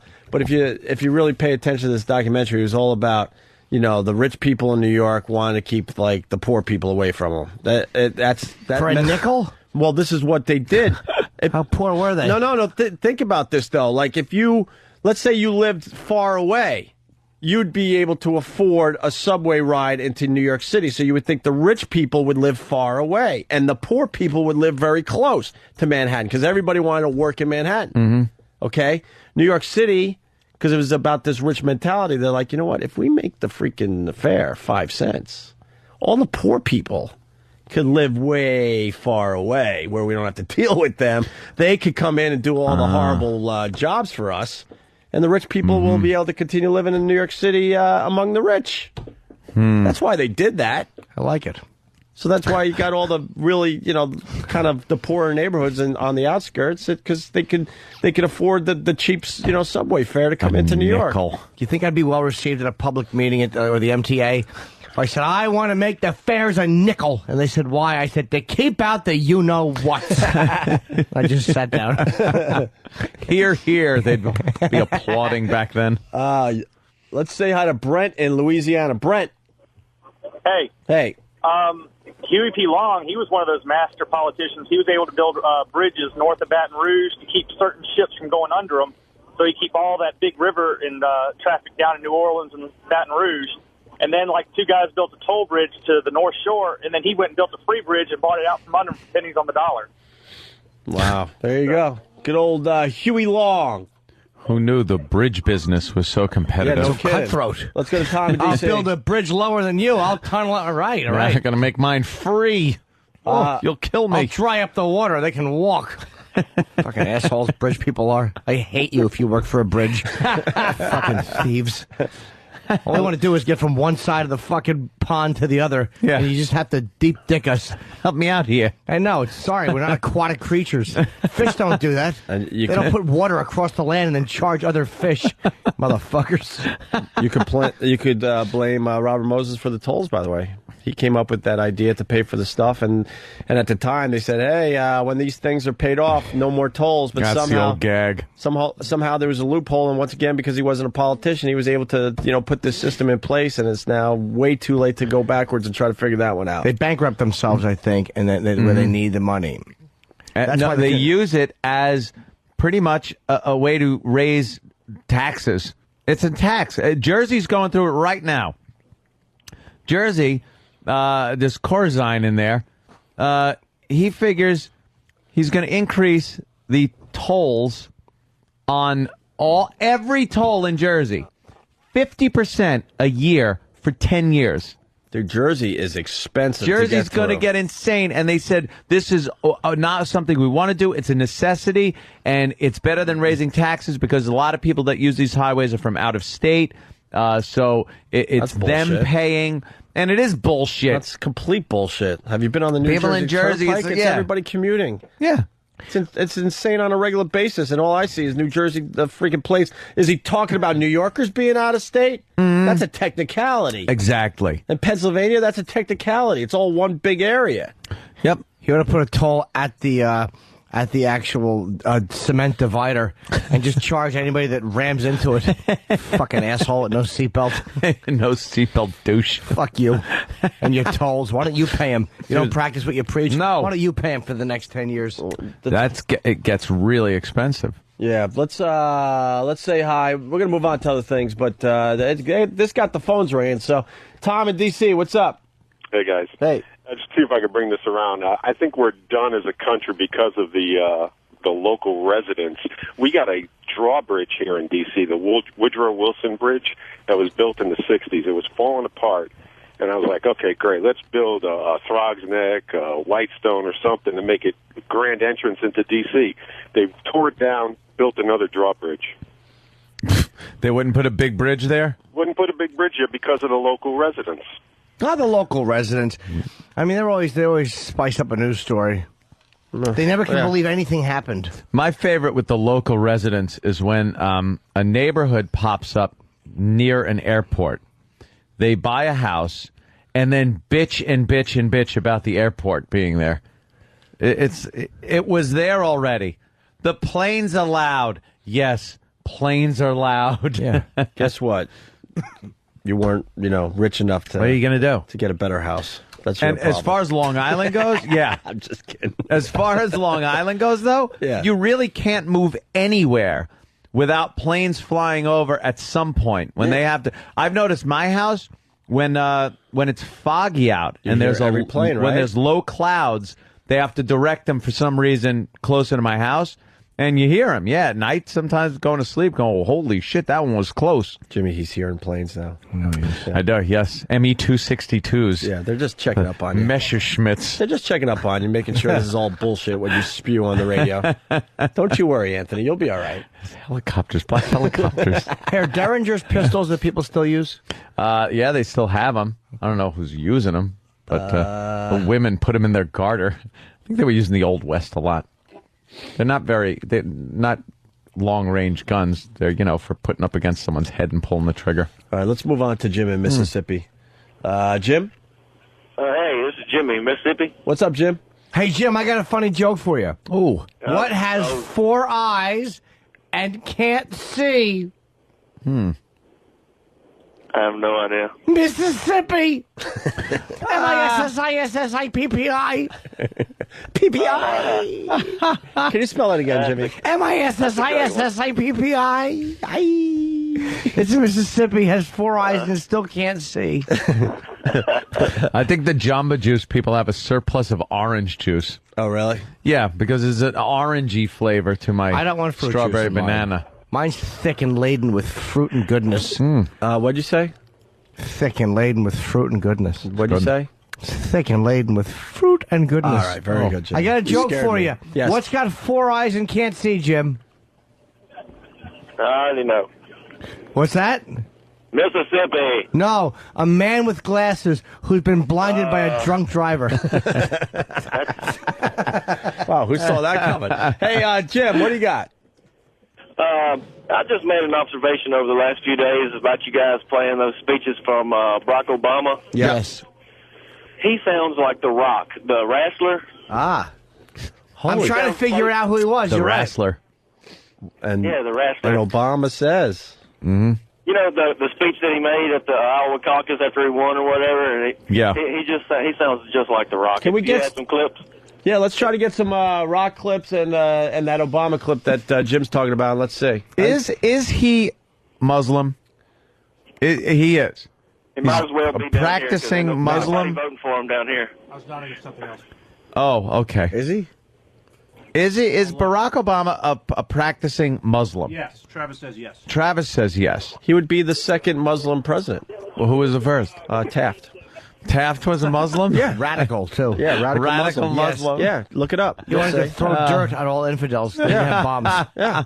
Dirt bombs, Jim. Wait, is he really a practicing Muslim? I got to tell you something. That bugs me. Yeah, me too. That really bugs me. I'm not a fan of that religion. No. I'm not a fan of any religion being part of politics, that's for sure. I mean, I don't think Bush's Christian obsession has done has made the country any better, that's for sure. But that Muslim religion, holy mother of God. You read about that story in, where was it, Canada? A man killed his daughter. Oh, that's, yep. Muslim, because she wouldn't wear her traditional fucking cover up the bitch because we can't fucking look at her without popping boners. Yeah. Muslim little coveralls. Yeah. That they put on. She said, no, I'm young. She was a cute girl. And, killed her. She was disgracing him. Yes. Well, they handle things like that well. I mean, they're very reasonable people. Oh, yeah. Don't say they're unreasonable. You'd be called Islamophobic. It's a good religion. It's a non-violent religion. Is it? And the fact that there's violence wherever it is a coincidence. It's a coinky dink. So to have him as a Muslim and the president, I don't know. That bothers me, too. Just a little bit? A little bit. Be Probably funny. a lot of bit. Yeah. A lot of bit. A lot of bit. All right, we're going to move on. Unbelievable tons of amounts of bit. We got Angry Video Game Nerd reviewer standing by. We love this guy. He seems to be a fan of our show because he has a WoW sticker in some of his videos. I saw that. That was pretty cool. He, what does he do? He takes the old video games that a lot of us played growing up. Yep. And he now plays them in the year 2008. Yeah. First time I got that right, by the way. And he shows you how ridiculous the game is. Reviews him. But, very nostalgic, kind of. The guy's funny. He just lets loose with his bad language. Yeah, it's his bit, man. He found his little Yeah. niche on YouTube. And in this one, before we talk to him live, he reviews Dragon's Lair from the original Nintendo. Did you play Dragon's Lair? Game sucked ass. You remember it? Sure. Ooh, OJ. The OJ. OJ. Ooh, food. Cool. I don't remember this game. I remember the name. I remember. Do you remember what you had to do? No. No? All right. I just remember it. Dude, I got a piss too. I'm the one with the stupid I really cartoony gotta guy. Huh? I really got to piss. Yeah, I do too. And take over. Okay. Where's the button? Well, we don't. We just take calls or something. All righty. We'll be right back. Thank you. But I'll stay right here. Do like a As political they- show. A political show? You can't do that while you guys piss. And we just went through a bunch of politics. We keep I'll them figure under something control. out. Anthony by himself. This could be scary. I'll figure something out. Hi. It's just Anthony taking your call. Oh, that guy, who cares? Huge pipeline on Long Island. I don't want to talk about that. The Obama thing. I'll continue with that a little bit. Keep a safe subject. Me talking about Obama. It just gets me a little nervous, him being a Muslim, because I think it'll attract other Muslims to the United States. And I don't think he'd be as apt to get rid of them, even the extremist Muslims, as would somebody who's more of a Christian, even a Jew. I wouldn't mind seeing a Jewish president first before a Muslim, that's for sure. At least you're going to get maybe the economy back in order. Because, the money handling, it's a talent. It's a math, accounting, things like that. Hi, Rob from New Jersey. Can we take a call from Rob from New Jersey? Hey, what's going on? Hi. Look it up on his bio. He's not a practicing Muslim. He's a practicing Christian. Oh, is he? Where Look did it the up. where did the Muslim thing come in? His dad was born in Kenya or something. Is Muslim. His mom's from Kansas. And so when he was raised, was he a Muslim and then switched to No, Christianity? I don't think so, but look it up. I'm not sure that much sure. But he's Right, not I heard you practicing look Muslim. it up. Don't worry, we'll look it up. But I want to know if he spent any time as a Muslim. Well, did he convert to Christianity? His stepfather is Muslim. What the? What do we got? What do we got, Travis? Travis, were you selling me a bill of false goods? No. As a child, he went to a Christian school and a Muslim school. And how could you do that? Then as a teenager, apparently he converted to Christianity. Oh, all right. I don't think he practices either one, though. As a teenager, he converted. See, that doesn't make... I don't believe any of that. I don't believe that. I'm telling you what I know. By the way... I know he smoked the weed. Oh, yeah. Someone is, calling you crazy again, Ant. No surprise. I'm used to it now. At this point, you should be, right? Yeah. PJ? Crazy like a fox. From Philly. PJ from Philly. Who, like saying that. Who's not part of the Philly crew, because I don't know anything about him. Anthony, you're a fucking retard. You think that if Obama gets in, he's going to entertain Osama bin Laden. Go screw. Did I say that, or did I say perhaps if a Muslim president was in office, that he would be more sympathetic to Muslims, whether they're a little fanatic or not? Absolutely. Right. Absolutely. I don't think, we'd be on our guard like we are now. Okay. I think it's a good thing. I like profiling, too. Thank you. Too. Here's the angry video game nerd. So it's Dragon's Lair. He's reviewing this. These videos, of course, if you don't know by now, are all over YouTube. We love this guy. Dragon's Lair. The adventures of Dirk the Daring, who has to rescue a princess from a dragon. Alright, my first impression is that the graphics are quite good for the NES, and the character animation is well detailed. But the controls are delayed beyond belief. Did I just die by walking into the door? Yeah, everything kills you. Literally, everything. Even if you stop to jump, you end up falling through the bridge. Okay, I'm gonna try to kill this bat, and there I go, dead. What the? Why can't I duck?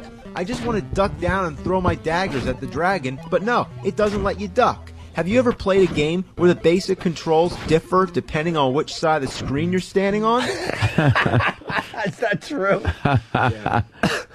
This game, it's completely different from the arcade version. Like, the arcade was like Laserdisc based, and it was this... it was a cartoon, basically, and it was kind of like, depending on what depending on what decisions you make, it turns out a different way. Well, obviously, you couldn't put that on Nintendo, couldn't handle that, so they made it this shitty side-scroller that was just an abomination. That game sucked in the arcade. Yeah. People were all psyched about it because it looked like great for the time because it was a cartoon. Right. It was a cartoon. And it was a time where you walked into the arcade and, it was that game. And then next to things like Galaga, and Miss Pac-Man. Space Invaders.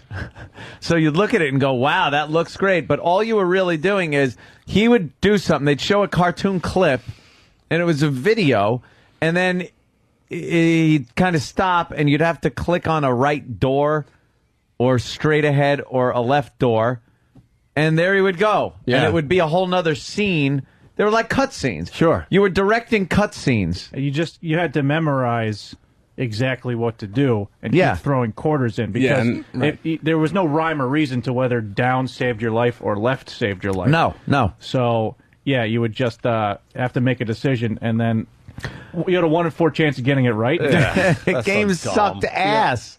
All right, let's play some more of this. And this is bleep because I thought we were going to get to it on the other side. So. Oh, that's why someone's saying much funnier if it's not bleeped. Yeah, I didn't think we thought we were going to play it over there. Sorry, our fault. Another problem is that the dragon doesn't come up high enough to be able to hit with your dagger unless you're squatting, but when you're squatting, the dragon stays below the bridge.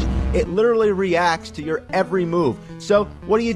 Do you stand? Do you duck? Either way, you're The decisions to make in this game are similar to if, say, you're standing in a pool full of all the way up to your neck. Then somebody comes in with a bucket full of to dump on your head. Do you duck down under the or do you just stay up and take on the This game is like a cruel joke that you play on your friends. It's like, hey, you want to play a game? Here you go. That was a swimming pool full of piss. And then the bucket of shit. You go under in the piss. Everyone's screaming about the beefs. We really thought we were playing on the first half of the show. We know. Give us one break, will ya? You know what else is bull? Everything kills you with only one hit. The dragon, the fireball, the moat, the door. But the bat just takes away a tiny bit of life from your life bar. Yeah, that's right, you have a life bar.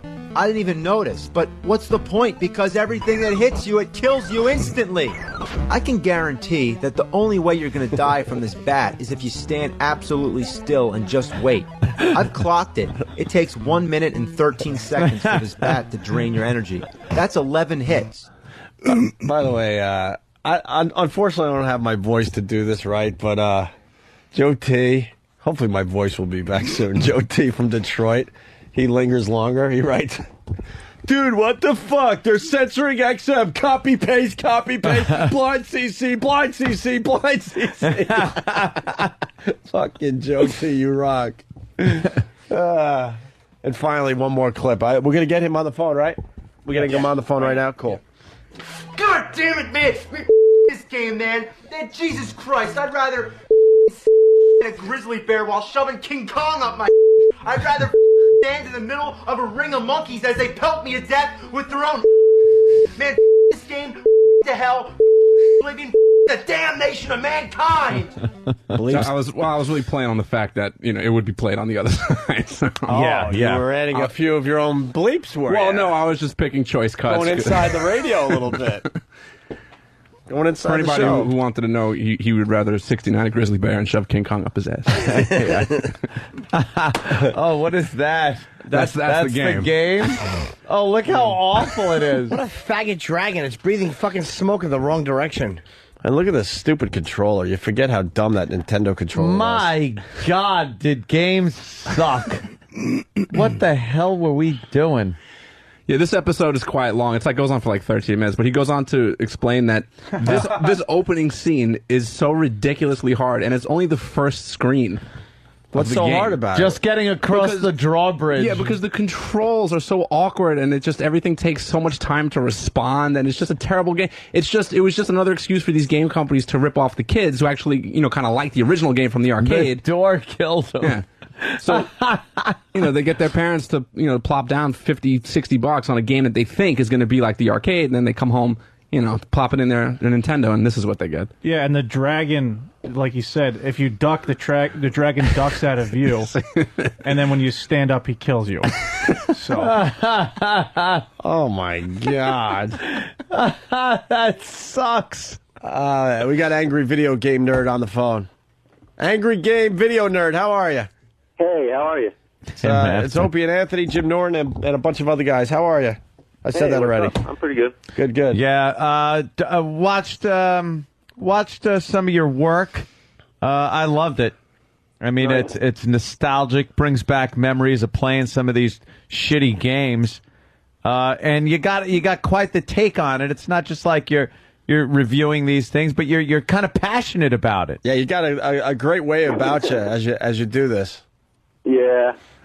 Yeah. I know. Yeah. So what? You played these shitty games when you were younger?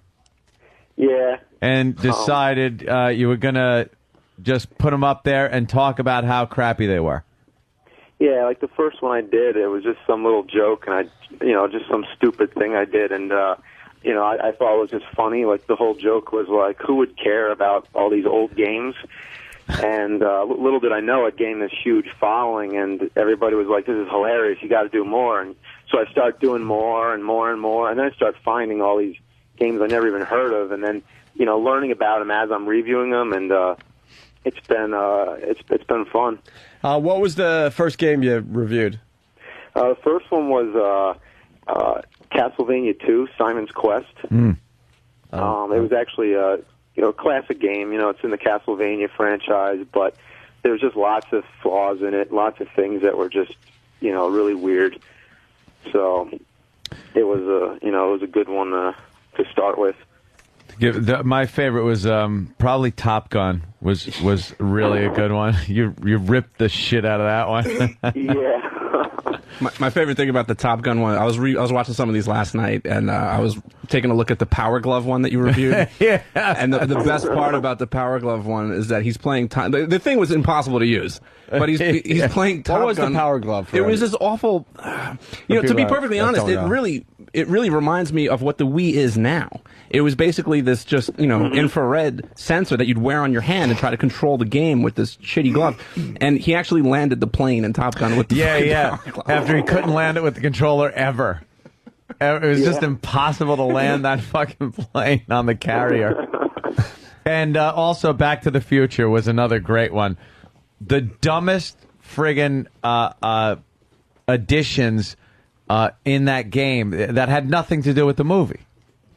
Yeah, like most of the games I do are NES games or movie-based games. Yeah, and a lot of times it's fun to compare the movies with the games, and it's like, where did they come up with these ideas? Like the bowling balls. Yeah, the bowling balls. It's like, what the hell does that have to do? Now, what are you playing now? Do you actually play games now? Like new games? I try to, but I'm too occupied with just playing crappy games. It'd be nice to play some good games here and there. Well, yeah, I play some Wii games. Like I played like the new Zelda, Twilight Princess. Jeez. But and now I've sort of become a collector. So I have the old, I have the Intellivision, ColecoVision, the Atari 2600, and all that. Yeah, you've had to get all these platforms and the games themselves. Where do you find this shit? Yeah, a lot of times, sometimes it's eBay, and I have a PayPal donation on my site, so people donate. And some people actually donate directly. Like, I give out a P.O. box address on request. So some people have actually sent me games. And so I get, lots of stuff in the mail. I get, stuff I never heard of. I once mentioned in a video that I didn't have a Sega Saturn. And next thing, I got 4 of them in the mail. Of course you did. They've been sitting in a box for the last 10 years in an attic. It's no surprise. That thing sucked. I got the Sega Genesis and then the add-on. The 32X? Yeah. CD? The Sega CD. And, was that awful. They made it look like it was going to be so cool. There was that one game where you went into the sewers, and you're kind of racing around, and it just turned into a turn right, turn left. Yeah. It's pushed, when the arrows appear. Yeah, the arrows appeared, and you had to push the button near the arrow, and then it would turn into another, what amounted to a cutscene. Yeah. Like another Dragon's Lair. Yeah, another Dragon's Lair bullshit. Hey, you've played a lot of these old video games by now. Which is the worst one so far? Oh, man. Well, my second review was Dr. Jekyll and Mr. Hyde. I think I still stand by that really is one of the worst games I've ever played. Because back then you don't really, take into account how bad they are. You just, you play them, and that's really all there was. But Dr. Jekyll and Mr. Hyde, I remember, even back then was bad. And if it was bad back then, it's bad. What was bad about it? It doesn't really make any sense. Basically, you're just walking, and then all of a sudden, lightning strikes, and you're dead. And that's it. That's pretty much the game. It's like you put it in for 10 seconds, and you're done. But what are you supposed to do? I've never really. I think there are explanations. Some people have actually found out what you're supposed to do, and you can read all about it. Yeah, on the internet, but. Back then, no one cared about what the games were about. They just wanted to pump out games, and they were awful. None of them really made much sense. Well, it was the cool factor that you could actually do this at home, so it didn't really matter. Yeah. They didn't really have to put a lot of thought into the actual game. Because remember, there's a lot of us out there that remember playing Pong and thinking that was the coolest thing ever. So. Yeah. Well, it was for a little while. You go from Pong to some of these other games that had no point. They look cool as hell, and that's all that mattered. I like the franchises that are still out there, and you compare the two, Microsoft Flight Simulator. It looks hysterical in its first generation. The frame rate was ridiculous. You'd go to turn the plane, and it wouldn't turn, so you'd keep the joystick over, and then you realize it's going to turn 5 seconds later, and you're upside down, and then you try to turn it back. And now you look at the new Flight Simulator from Microsoft, and it's just the graphics are amazing. It looks photorealistic. Wow. But, that franchise just kept going and actually I remember playing that first one, though, and thinking, oh, this is so cool. It's really like flying a plane. And now you look back on what was I thinking? Yeah, right? it's a joke. Yeah. And the other thing I want to mention, you also review the porn games. There was a time where the porn games became pretty hot. There were a lot of them out there. What do you have to say about that? Well, Atari 2600 was an interesting case. I mean, it was like the console that put, games in like the pop culture, but they would just, well, for one thing, there was just endless supply of games on Atari because Atari didn't need to approve any of the games that were made for it, that like anybody could just make an Atari game and sell it, as long as, if you have the technical. Yeah, like today, people are still making like homemade Atari games here and there, but back then, like there would just be all this ridiculous stuff, like all these porn games, and like there was like the horror games, like there was like Halloween and Texas Chainsaw Massacre, and you see like a head get decapitated, and there's like little pixelated blood comes out, and back then that was shocking. That was like unheard of. So like they wouldn't be able to sell it, and they'd have to like take it off the shelves and like only give it out like on a request basis, like people come in and ask for it, like they have it hidden behind the counter.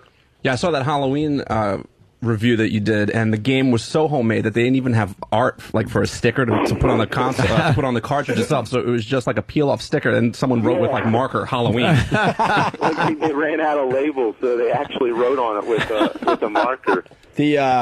The funny one was what was it, the Indian raping, the cowboy Custer's oh yeah, you had to rape the Indian squaw, right?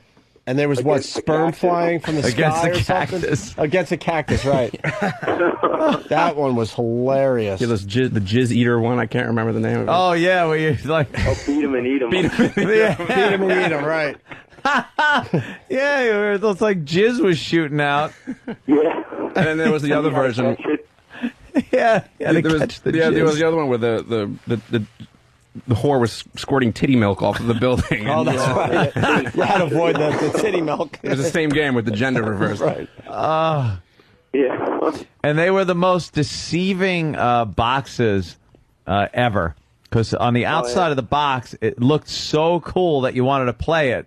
And then you'd play the game and realize it was some side-scrolling, like, just piece of shit. And they would always make these ridiculous claims on the box that you would know. Like, where were they getting it from? Like, in one of James's reviews for Rocky for the Sega Master System, it says on the cover, it just says, double the mega power.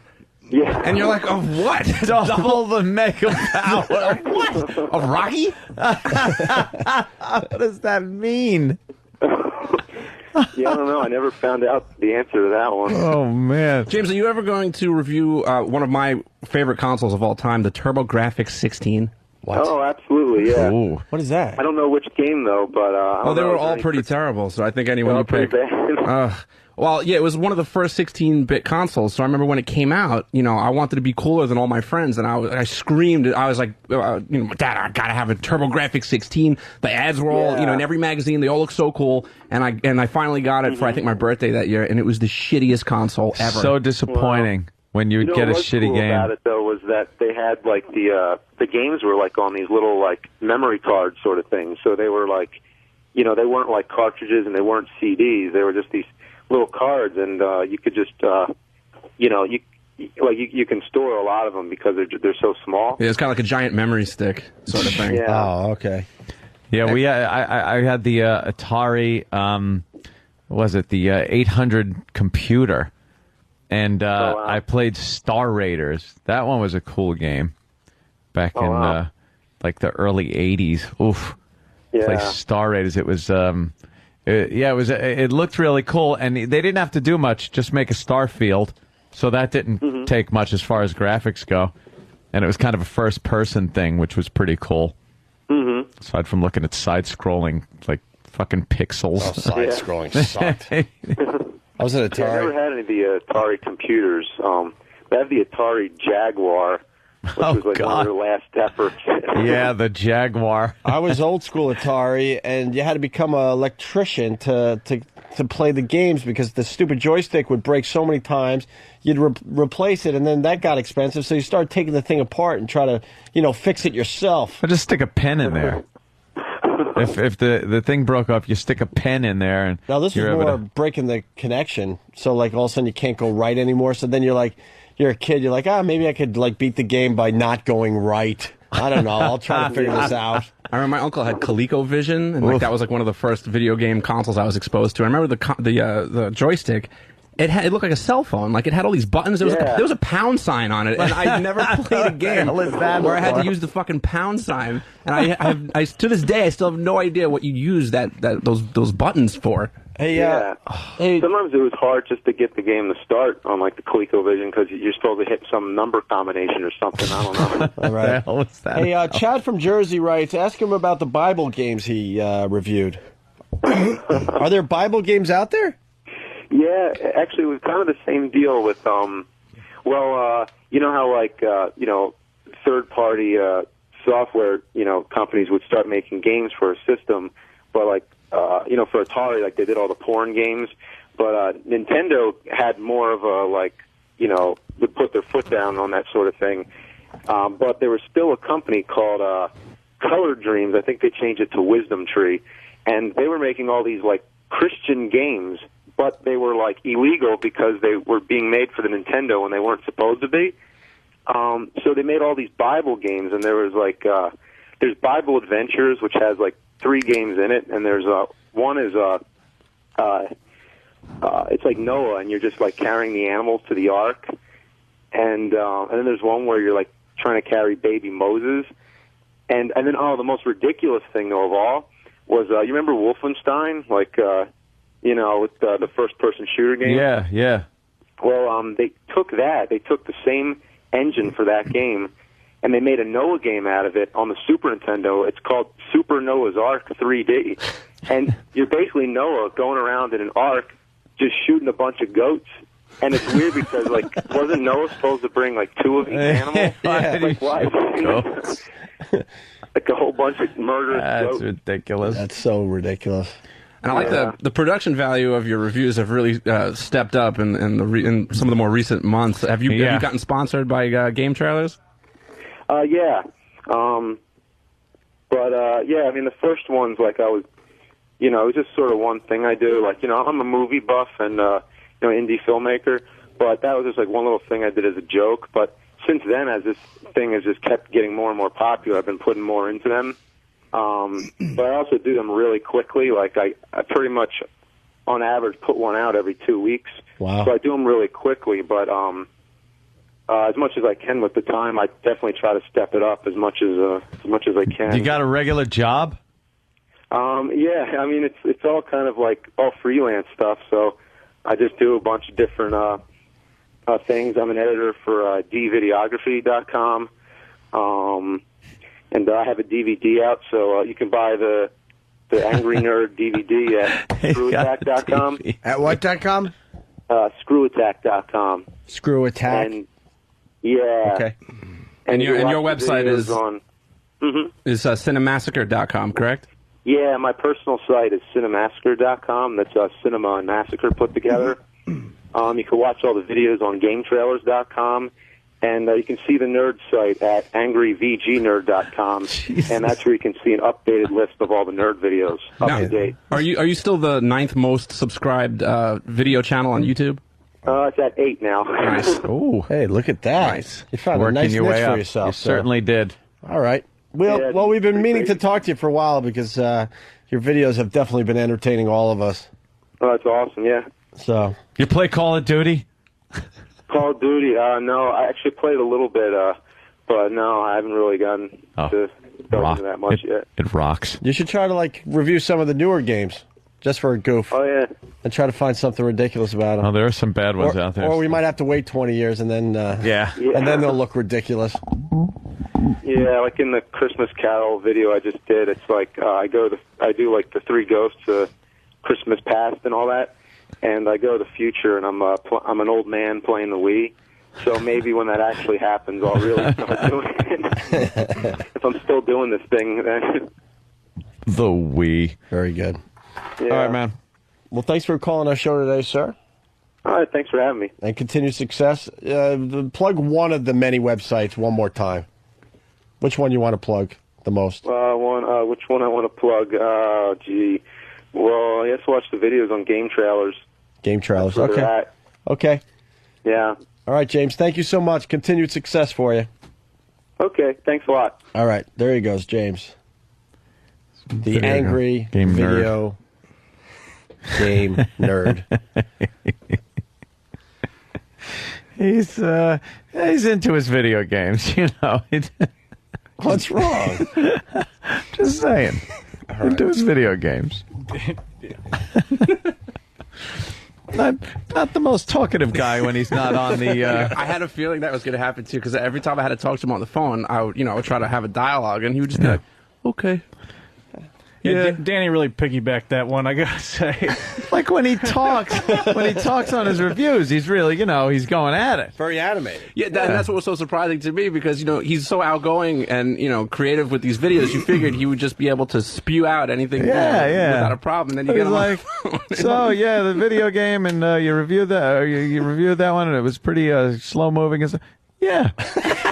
All right. Yeah, at least he wasn't, confrontational. Yeah, that would have been a little awkward. When you're a radio host and you ask a pretty involved question and the answer is yeah, it puts you in a weird position. Because, you need a little more time to think up the next question. Right. So when you just get a you kind of go, oh, I should have had another question. We still like James. He might have been a little nervous. You know what I'm going to do? I'm going to check out some of his, because I know he's done other interviews, with websites and stuff like that. But I think he might have just been intimidated because of the show. Oh no! I mean, he's a fan. He might have just been scared. Very good. Hey, we're going to turn this whole thing around after the break. Turn it around. We really are. Your chin up. We got episode 2 of The Mad Scientist and Epstein. Oh, well. And can we talk about Jack Rhodes? Jack Rhodes. Jack Rhodes. Exactly. Exactly. It's a sin. People don't know who Jack Rhodes is. Sin. We're going to find out who Jack Rhodes is next. Yes, we are. Mm-hmm. How about a hint? Where's my hat? Oh. Is that really a good hint? You bet your bottom dollar it is. All right. Are you guys having fun out there? Yeah, what the hell's going on out there? It's a real party. Yeah. Danny, see what they're about. See if they got anything for the show today. Sure. There's 4 of them just sitting there staring at us. Yeah, they're just like... like we're a fucking PBS documentary. Oh, she's just waving. Hi, miss. She was just flirting with us, sir. You might want to smack her for that. I don't know. Jeez. You guys go out or something? Kinda? Sorta? Oh, that's your boyfriend? Wishy-washy? Well, thanks for coming by. We appreciate it. We're going to find out who Jack Rhodes is next, and we do episode 2 of The Mad Scientist and Epstein. Yeah. Epstein. Yeah. I like to say Steen. Oh. Epstein. Does it really matter? They're adamant. Yes. That is I couldn't care less. Epstein. Thank you. Thanks Maybe me. Epstein. First episode, there was a lot of things going up someone's butt. Epstein's butt or the Mad Scientist? I don't know. Steve. What? It's going up Steve's butt. Let's just. my butt. Oh, by the way, I got an email from Steve. I think, did a lot of us get the email from Steve about where he shaved his beard? No, that was just you. All right, we'll do that after the break, too. Opie and Anthony. Jeez. It's Flea Man from Westchester. I love Jim Norton because of his brutal honesty, his hilarious commentary on society, and that he likes to kill, rape, and eat people and admits it. You have any fantasies about Jim? I'd like to be in between him and Rich Voss and have them flip a coin to decide who fucks me. Fucks me. Fucks me. Fucks me. Opie and Anthony.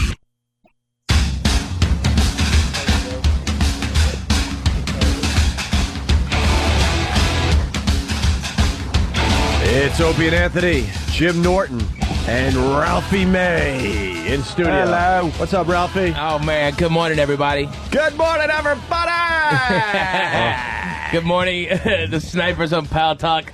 Broadcasting live for the Big Apple with Ralphie May. Where are you going to be? Bananas? Yeah, I'm at Bananas this weekend in Poughkeepsie and Hasbrook Heights. And then next week I'm at the South Beach Comedy Festival with Jeffrey Ross. Very cool. And you were saying, just as you were sitting down, that you're a little tired. You only had, 4 hours sleep because you got a colicky? Or a colicky? Or how do you say that? A cowlicky, baby. A cowlicky. His hair is like in a little She does look like Bob's big boy.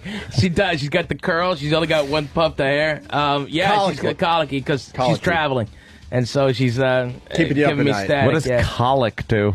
It's a catch-all. It's not really a basic thing. It's usually just gas, but where they cry like incessantly. Really? Yeah, and you give her gas medicine, and you walk her, and you burp her, and she falls asleep, and it's like when a for horse has like colic. 5 minutes, and then bam, it comes again. How close do you get to hitting her? Not her I'm at not all. saying actually hitting, but No. but the thought of holy Shaking. shit. Shake the baby. Yeah, how about a shake? I hear I'm if you not a turn the shaker. baby I'm not a upside shaker down or a and smother shake or the a- shit out of it, it'll fart and How You're close right. have If you shake that hard, just shake. How close have you come to muffling? Are you a muffler?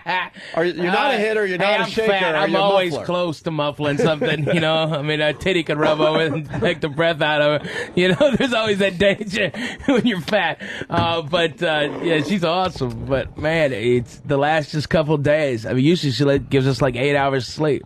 She's perfect. But That's then, very man, good. the last. Hey, we got lots to do. We got this thing, Ralph. You're gonna love it. Steve and Sam present the Mad Scientist and Epstein. Epstein. Hey, where's the first episode? Our staff likes making characters. They like character-based comedy shtick.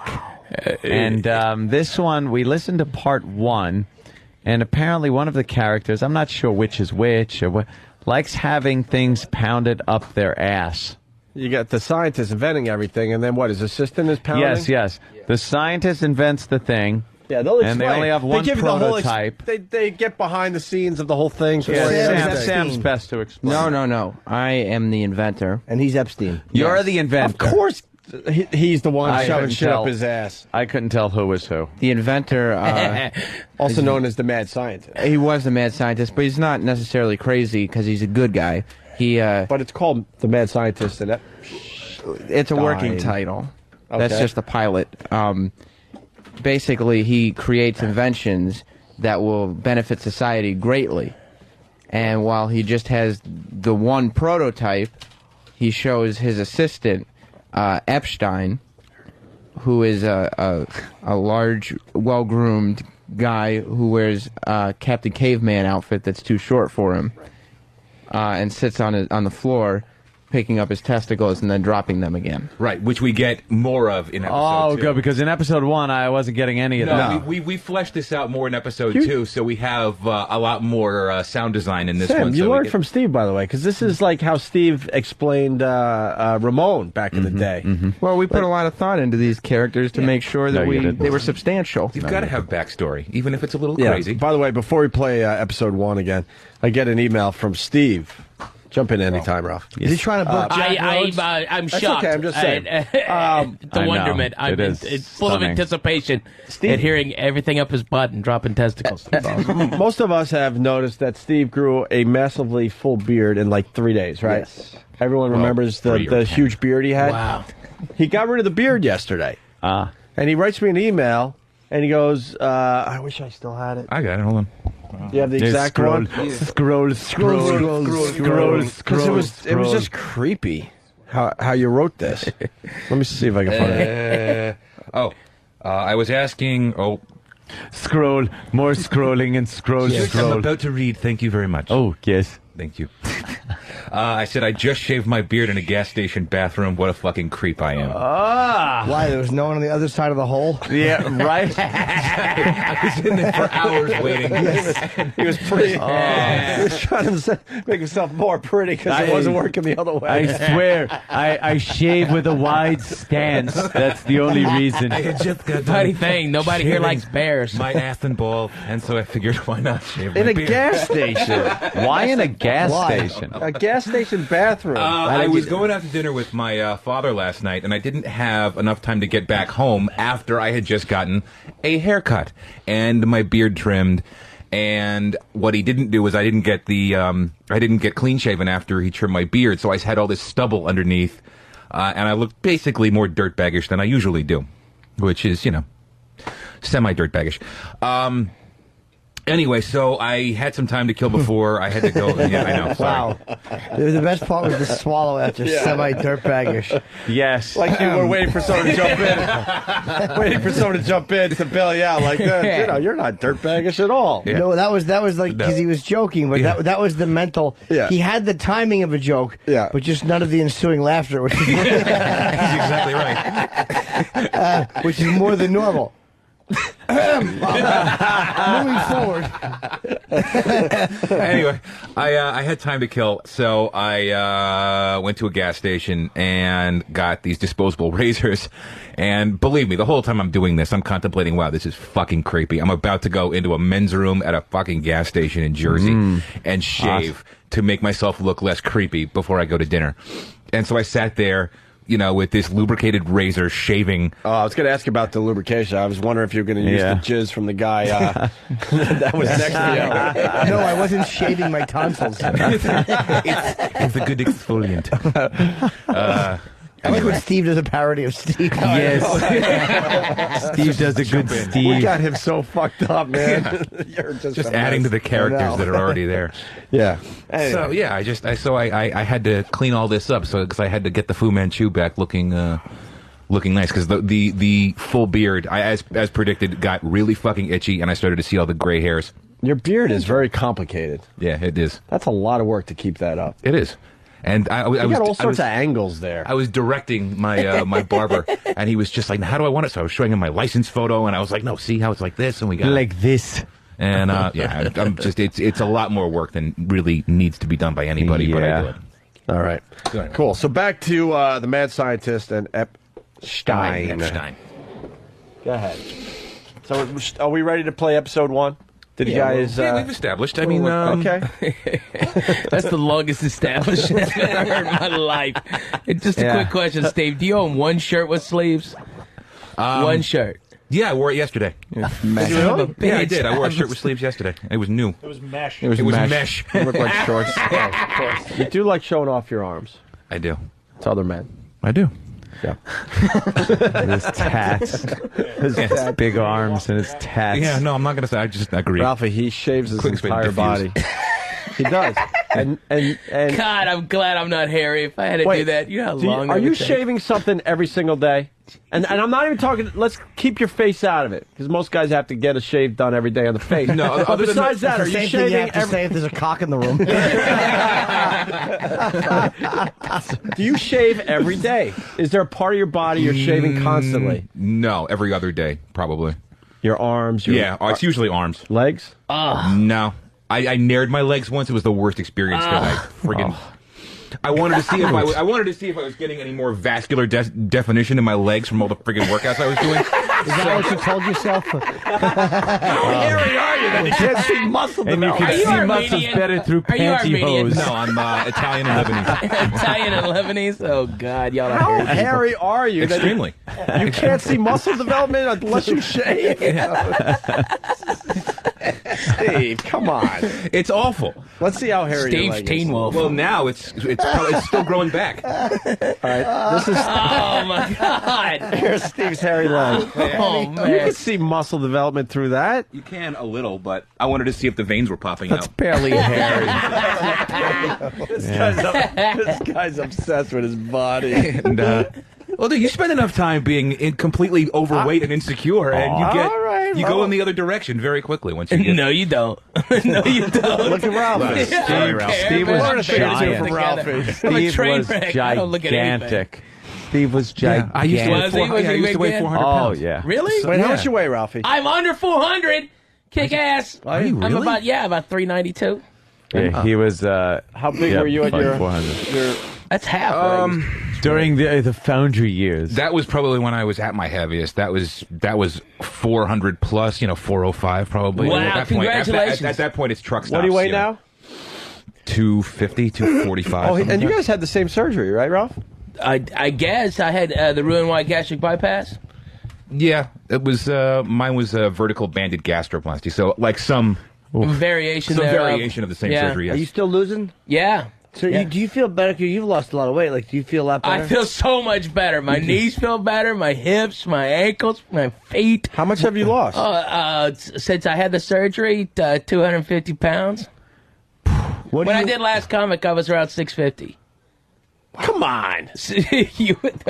What do you want to get down to? I want to buy clothes in the mall. That's all I've ever wanted to do. Do what?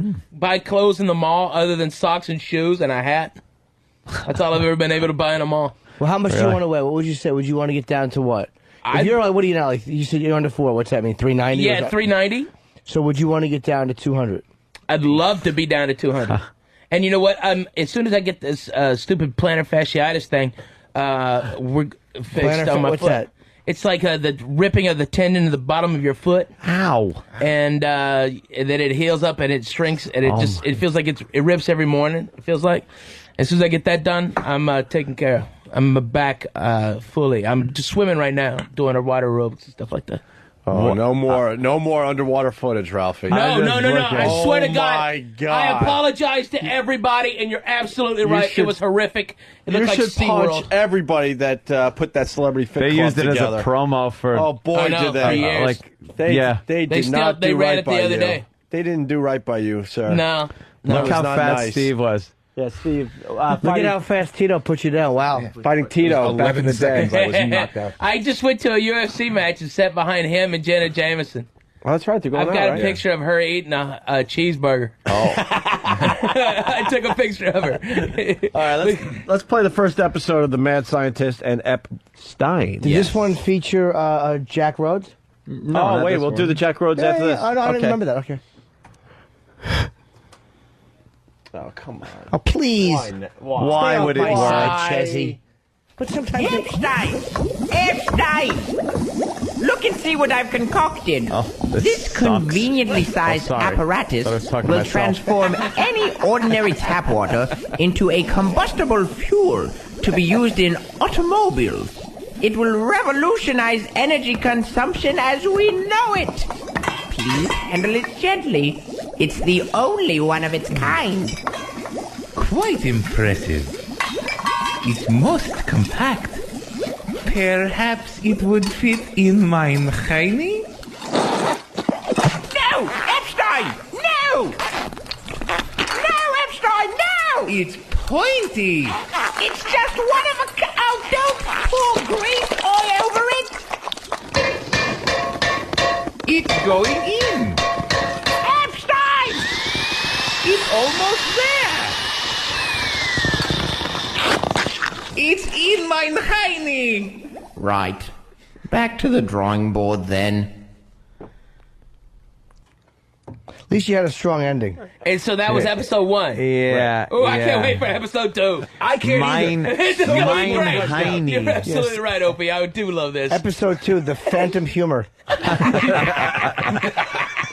It felt like the first episode was good enough for a second one. I will say a Mine Heine is funny. Mine Heine. Yes. No offense to Sam, I'm sure. Well, you just got to come up with the. It's like the Ramon thing. It was. If you're going to end these things the same way, you got to think of a creative way to get there every time, and that's always the challenge. We based the whole series of skits around Steve coming up with Mine Heine in his head, and we had to figure out some way to work it into something. To work Mine Heine. Yes. Of course. Of course. Why? All right, so episode 2 is Can't in wait front for of us. episode 2 now. It's really good. It's a mess. Oh, he's right there. Episode 2, go ahead. What do we need to know about episode 2?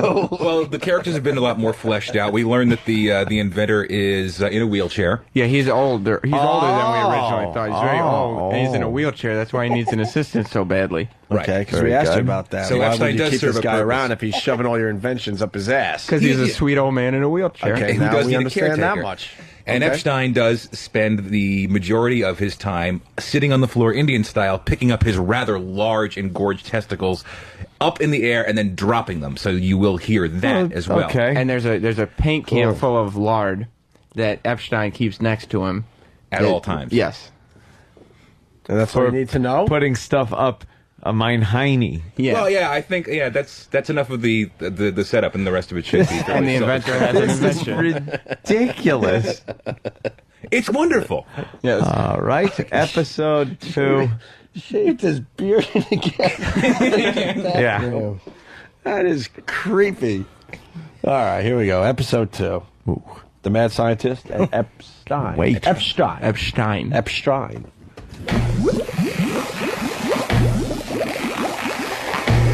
Epstein, stop playing with your testicles and look what I've done. This conveniently shaped vial contains an elixir which will increase the metabolism of anyone who drinks it. Can you imagine? This could eliminate the worldwide obesity epidemic permanently. No, let me see. No.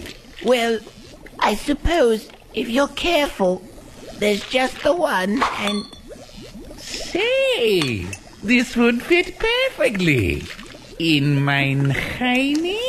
No! It's in Mein Heine. Well, at least it's still intact. Now, give it back. Here you go.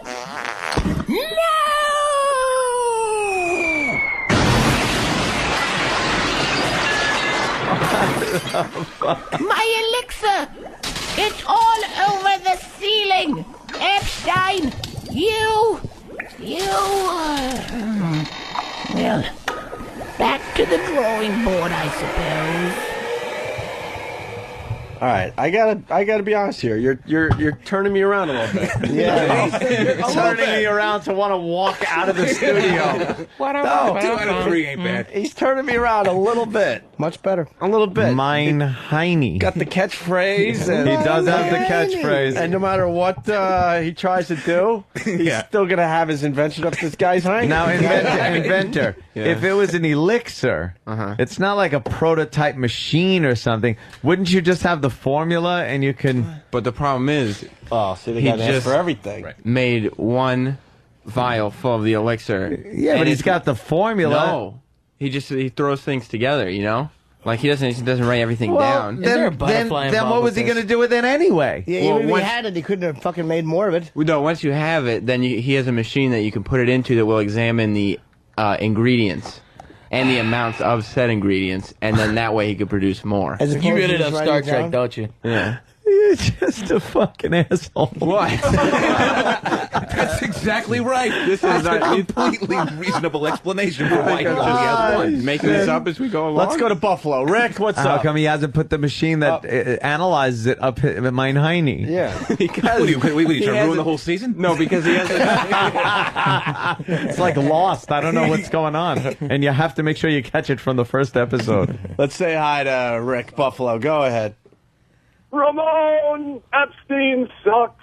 It's Epstein. I didn't like it. Epstein. Epstein sucks. Hi, Cam. All right. By the way, Dan in Pittsburgh, Ralphie killed at Seven Springs. He won over 900 Steelers fans that didn't want to be there. It was inspirational. Thanks, Ralphie. And thanks for saving the boys. You had a good one down there in Pittsburgh? Yeah, it was last Saturday during the playoff game.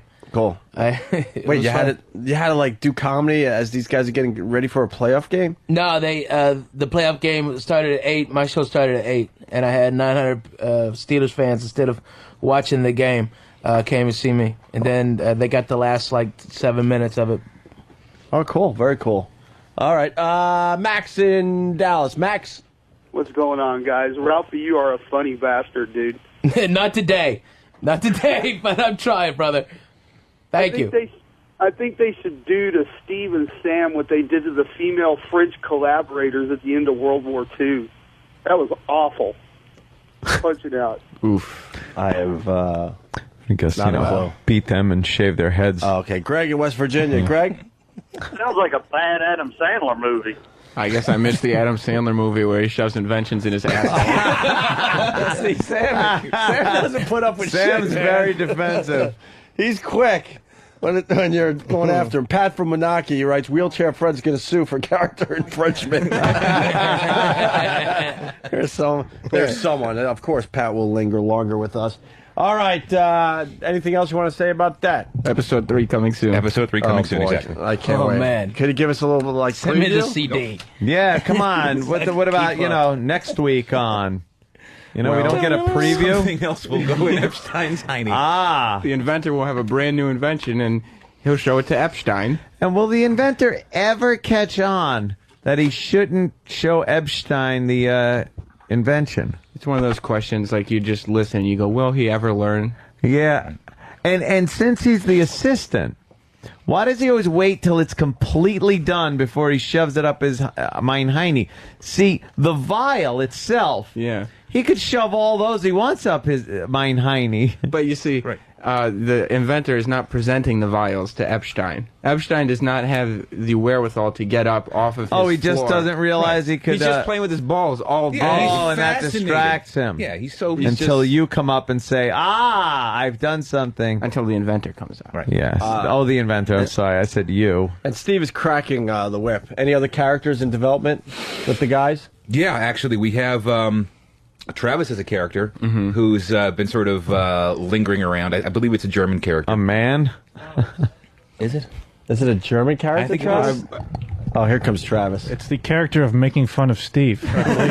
Ralphie, He's still a character. Ralphie, can you give up your seat for a girl, please? Of course. All right. There you go. Boy. No. Lady? Oh, No. boy. No, don't make- Oh, Ralphie, it's a boy. We always get confused. I'm sorry. You can sit Here, back Travis. down. Ladies? All right.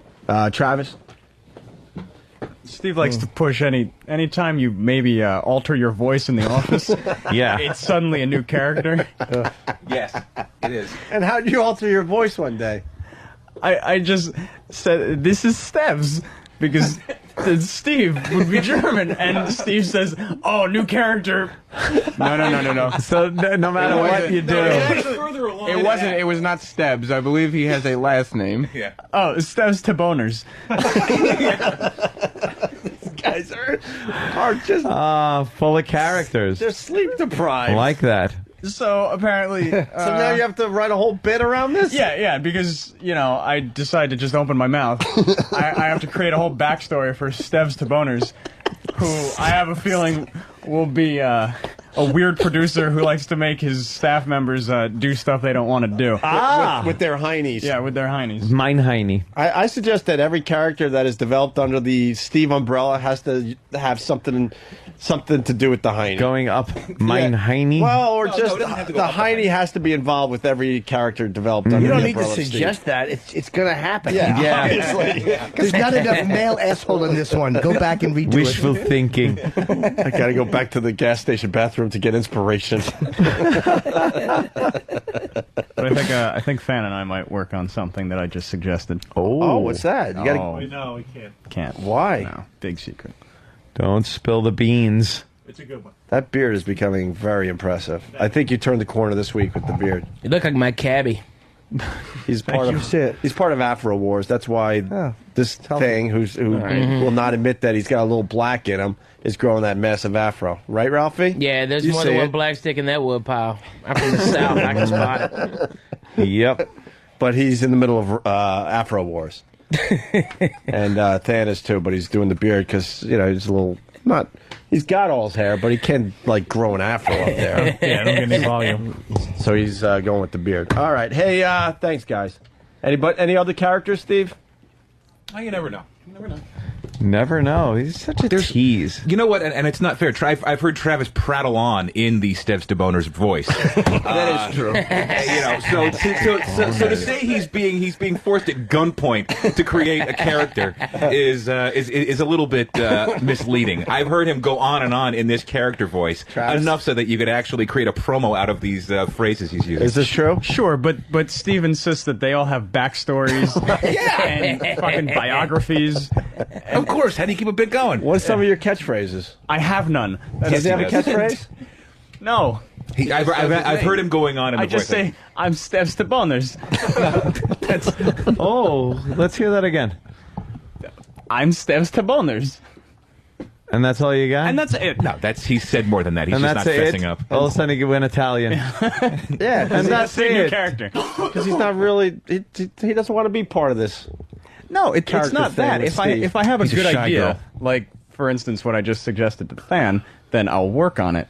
But something stupid, I'm not just gonna like create a back. I'm not gonna force something, you know. Oh well, don't force anything. No, it comes Steps naturally. to bone. All right, get the fuck out of here. Hey, someone suggested that Barack Obama sounds like The Rock, and we got The Rock Obama. We got The Rock talking or doing his thing, and then we got Barack Obama. We're gonna check this out for ourselves. Here's The Rock, of course. Sure, The Rock remembers you. 6th grade, home ec class, right? He does. Do you remember how all year long the only thing The Rock wanted to do in your class was make pancakes? In home ec? And you never let The Rock make his pancakes, did you? You wanted The Rock to make chocolate chip cookies, blueberry muffins, but never pancakes. And then right before summer vacation, you said, hey, Rock, tomorrow I got a nice surprise because I'm going to let you finally make your pancakes. And then the next day, you came to The Rock and you said, Rock, unfortunately, I'm all out of Aunt Jemima. And now, Barack Obama. Thank you, Iowa. Yo, they said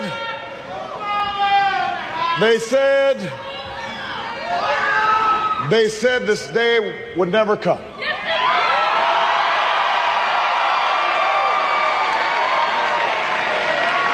They said our sights were set too high. They said this country was too divided, too disillusioned to ever come together around a common purpose. But on this January night, at this defining moment in history, you have done what the cynics said we couldn't do.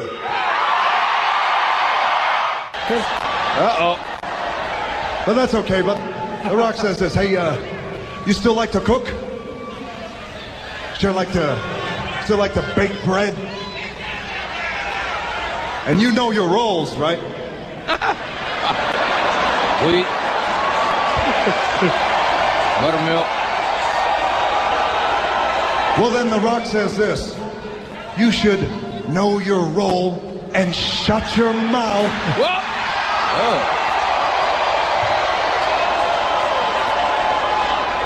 Take a little walk down Know Your Role Boulevard. Hang that right on Jabroni Drive.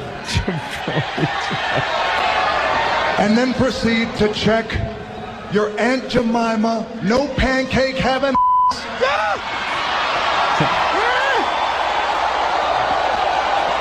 Directly into the SmackDown Hotel. This is supposed to be The Rock's life. Does he have no respect? That shit was funny, man. Yeah. There's definitely a similarity. Oh my there, God, right? yeah. Except Obama's now stealing Malcolm X's cadence, or Is Mandela. that what he's doing? On this day, in this hour, he stole fucking Mandela's cadence at the end of Malcolm X. Although I think Malcolm X said his first in the '60s. How about Jack? That's just me. What about Jack Rhodes? Yeah, what about him? Jack Rhodes fucking threw quite a punch. Fucking known around his neighborhood as the hat remover. Fucking Jack Rhodes will take a motherfucking hat off your head with a punch.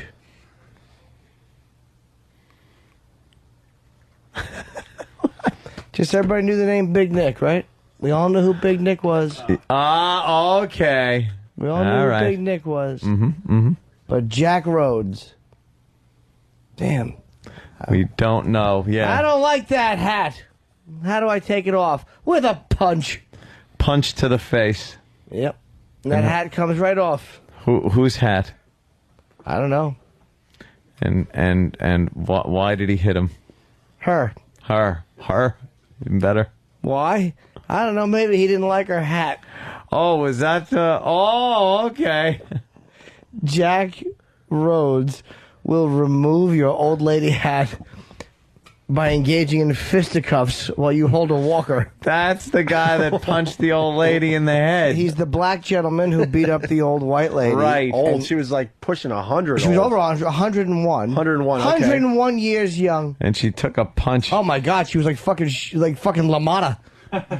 Fucking Sugar Ray Rhodes couldn't get her down. he socked that old bitch in the head, and nobody knows his name. We all knew who Big Nick was when he fucking dropped an N-bomb when hitting black guys who were there to steal cars. We all knew who he was.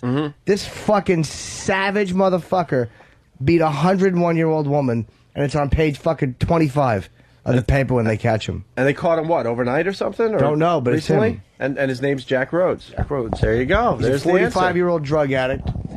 And it's on page 14 it's not of his Newsday. fault then. Why don't you have a little mercy? Yeah. Feel And sorry for During the court, you imagine this happened with a white guy who beat up an old black lady. During the court thing, it says, clean shaven with short hair and wearing a tan shirt. Rhodes chuckled at one point when the detective said Elise, the old lady, described her attacker as a man much larger than Rhodes appears to be. Do you find that amusing? Lasik asked him, which I guess was the judge. No, sir, I don't find it amusing, he told the judge. But he chuckled. Chuckled. Yeah. And there you go. Jack What a Rhodes. bastard. That's who he is. Funny, nobody knows his name, though. No. We all knew who Fat Nick was. Well, with that, we're going to wrap up the show for today. Ralphie's going to be at the Bananas. Yeah. In Poughkeepsie. In Poughkeepsie on Friday. 2 shows, 3 shows on Saturday at Hasbrook Heights, 1 on Sunday. And next Thursday, I'm in Miami at the South Beach Comedy Festival. Very cool. He's doing 3 shows on Saturday? That's a fucking busy night, man. Busy night. That's very cool. That's a lot of shows. I do believe so. All right, it's time for Line of the Day. We're going to get the fuck out of here. Line of the day. We need a minute. No. Why? No. I need a minute. Oh, I What? know. What? My fucking... What? You had a really good line, I guess. That No, we I have to didn't. Throw into the mix. Or is it... Oh, boy, what do? We have to fill. Let's do filler. Like when I used to, we do 5 hours a day. I know, but when it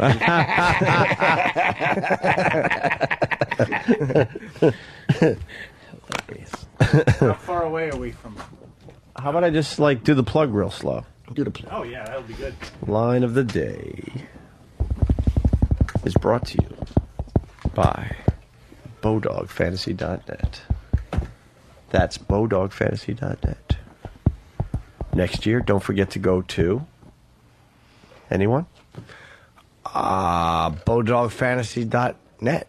Before you make your picks. Always. Why after? That'd be silly. And this year, one of our listeners picked up, you want to guess how much? Lucky listener. One lucky listener, guess how much they won from BowDogFantasy.net? $6? $6. You're correct. In the One Pick'em League. Check out how you can win a trip to... Anyone? Las Vegas. Camden, right, Jimmy. Right now at BowDogFantasy.net if you want that trip to Camden, New Jersey. With $6, you could probably get fucking beachfront property in Camden.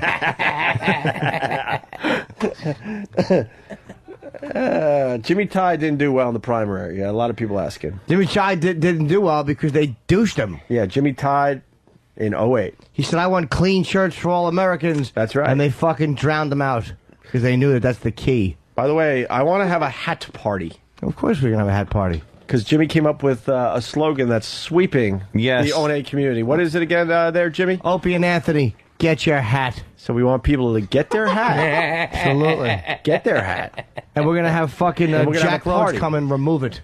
A good punch. Yeah, that would be the... We should have a hat walker party and Jack Rhodes punches all our hats off. But Jimmy, you don't want regular hats, right? You don't want the baseball won't stand caps. for regular hats. You want a goofy hat.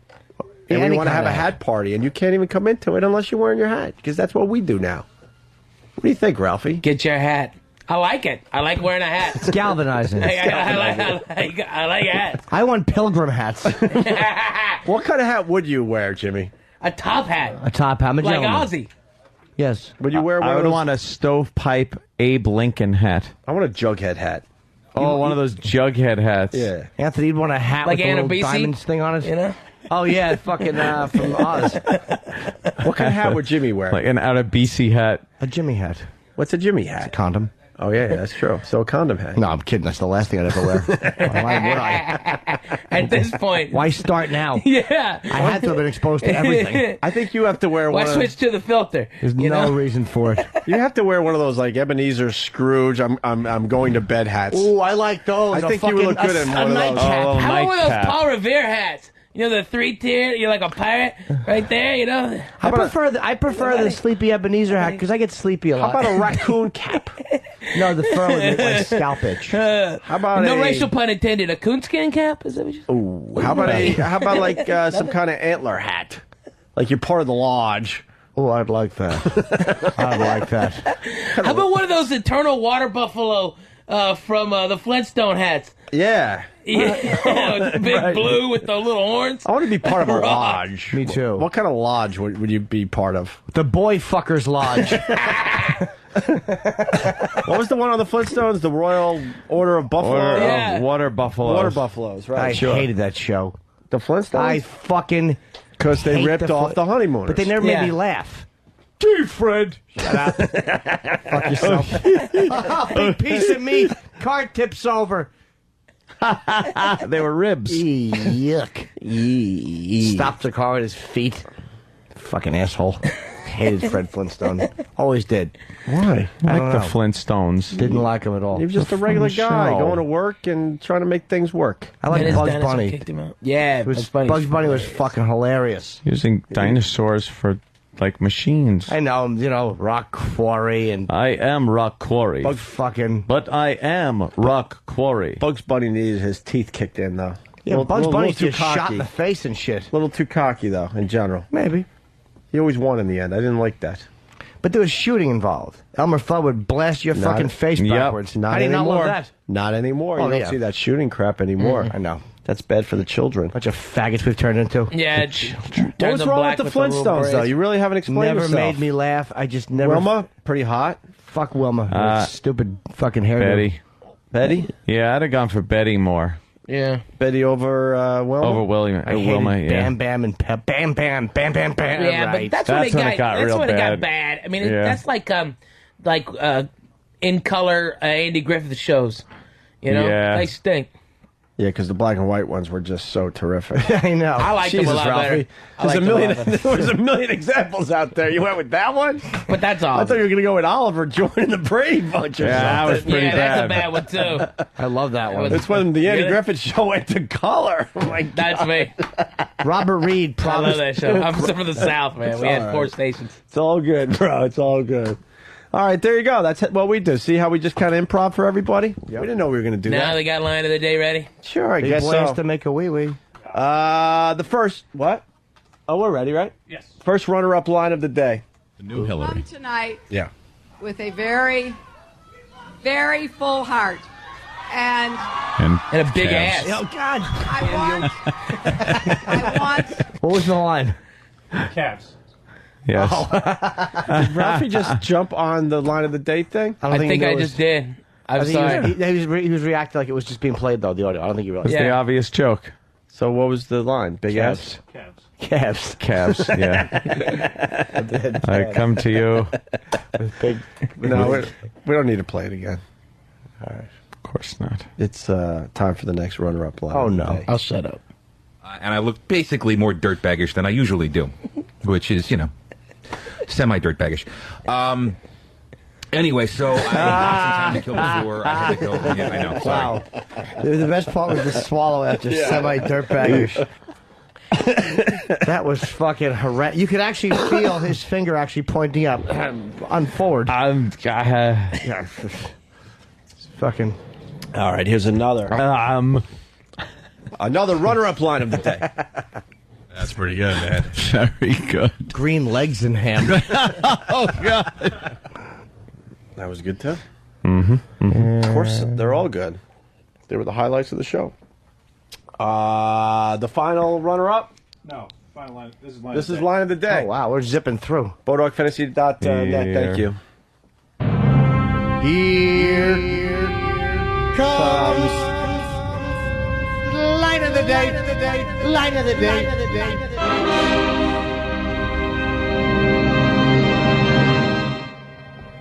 I wanted to see if I wanted to see if I was getting any more vascular definition in my legs from all the friggin' workouts I was doing. Is that what you told yourself? How hairy are you that you can't see muscle? And you can see muscles better through pantyhose. No, I'm Italian and Lebanese. Italian and Lebanese. Gregorio! You can see muscles better through panty. I didn't even hear the line. I only heard something, pantyhose. Pantyhose. And I just kept laughing at pantyhose. Steven Pantyhose. All right. Ralphie, thank you. Thank you. I appreciate it today. Bananas? Yes, Bananas in Poughkeepsie Friday. The 3 shows, Hasbrook Heights, Saturday and Sunday. And next week, Thursday, I'm at the South Beach Comedy Festival in Miami. That's pretty cool. Yeah. That's a good gig. I'm working with Jeffrey Ross under the stupidest name in the history of comedy, the meanest men in comedies, what they put the show together as, and I'm like, I'm not mean at all. The meanest man in comedy should just be Vince Champ. I'm there. Does anybody know the reference? Yeah, I'm there. Okay, all right. The comedian that went around the country raping girls. Making everybody laugh. He's on the silliest goose in comedy. Certainly is. What a sicko. Is that guy should be getting out of jail soon? He never should have been there. He was obviously good at comic. Made people laugh. He was big on the college scene. Of course he was. He fucking knocked a few teeth out. Comes with the territory. Kidding, of course. Bad man. All right. With that, bye. Bye. Hey. It's pretty intense stuff, man. If you do it, you will talk to intelligent beings from other dimensions. For real.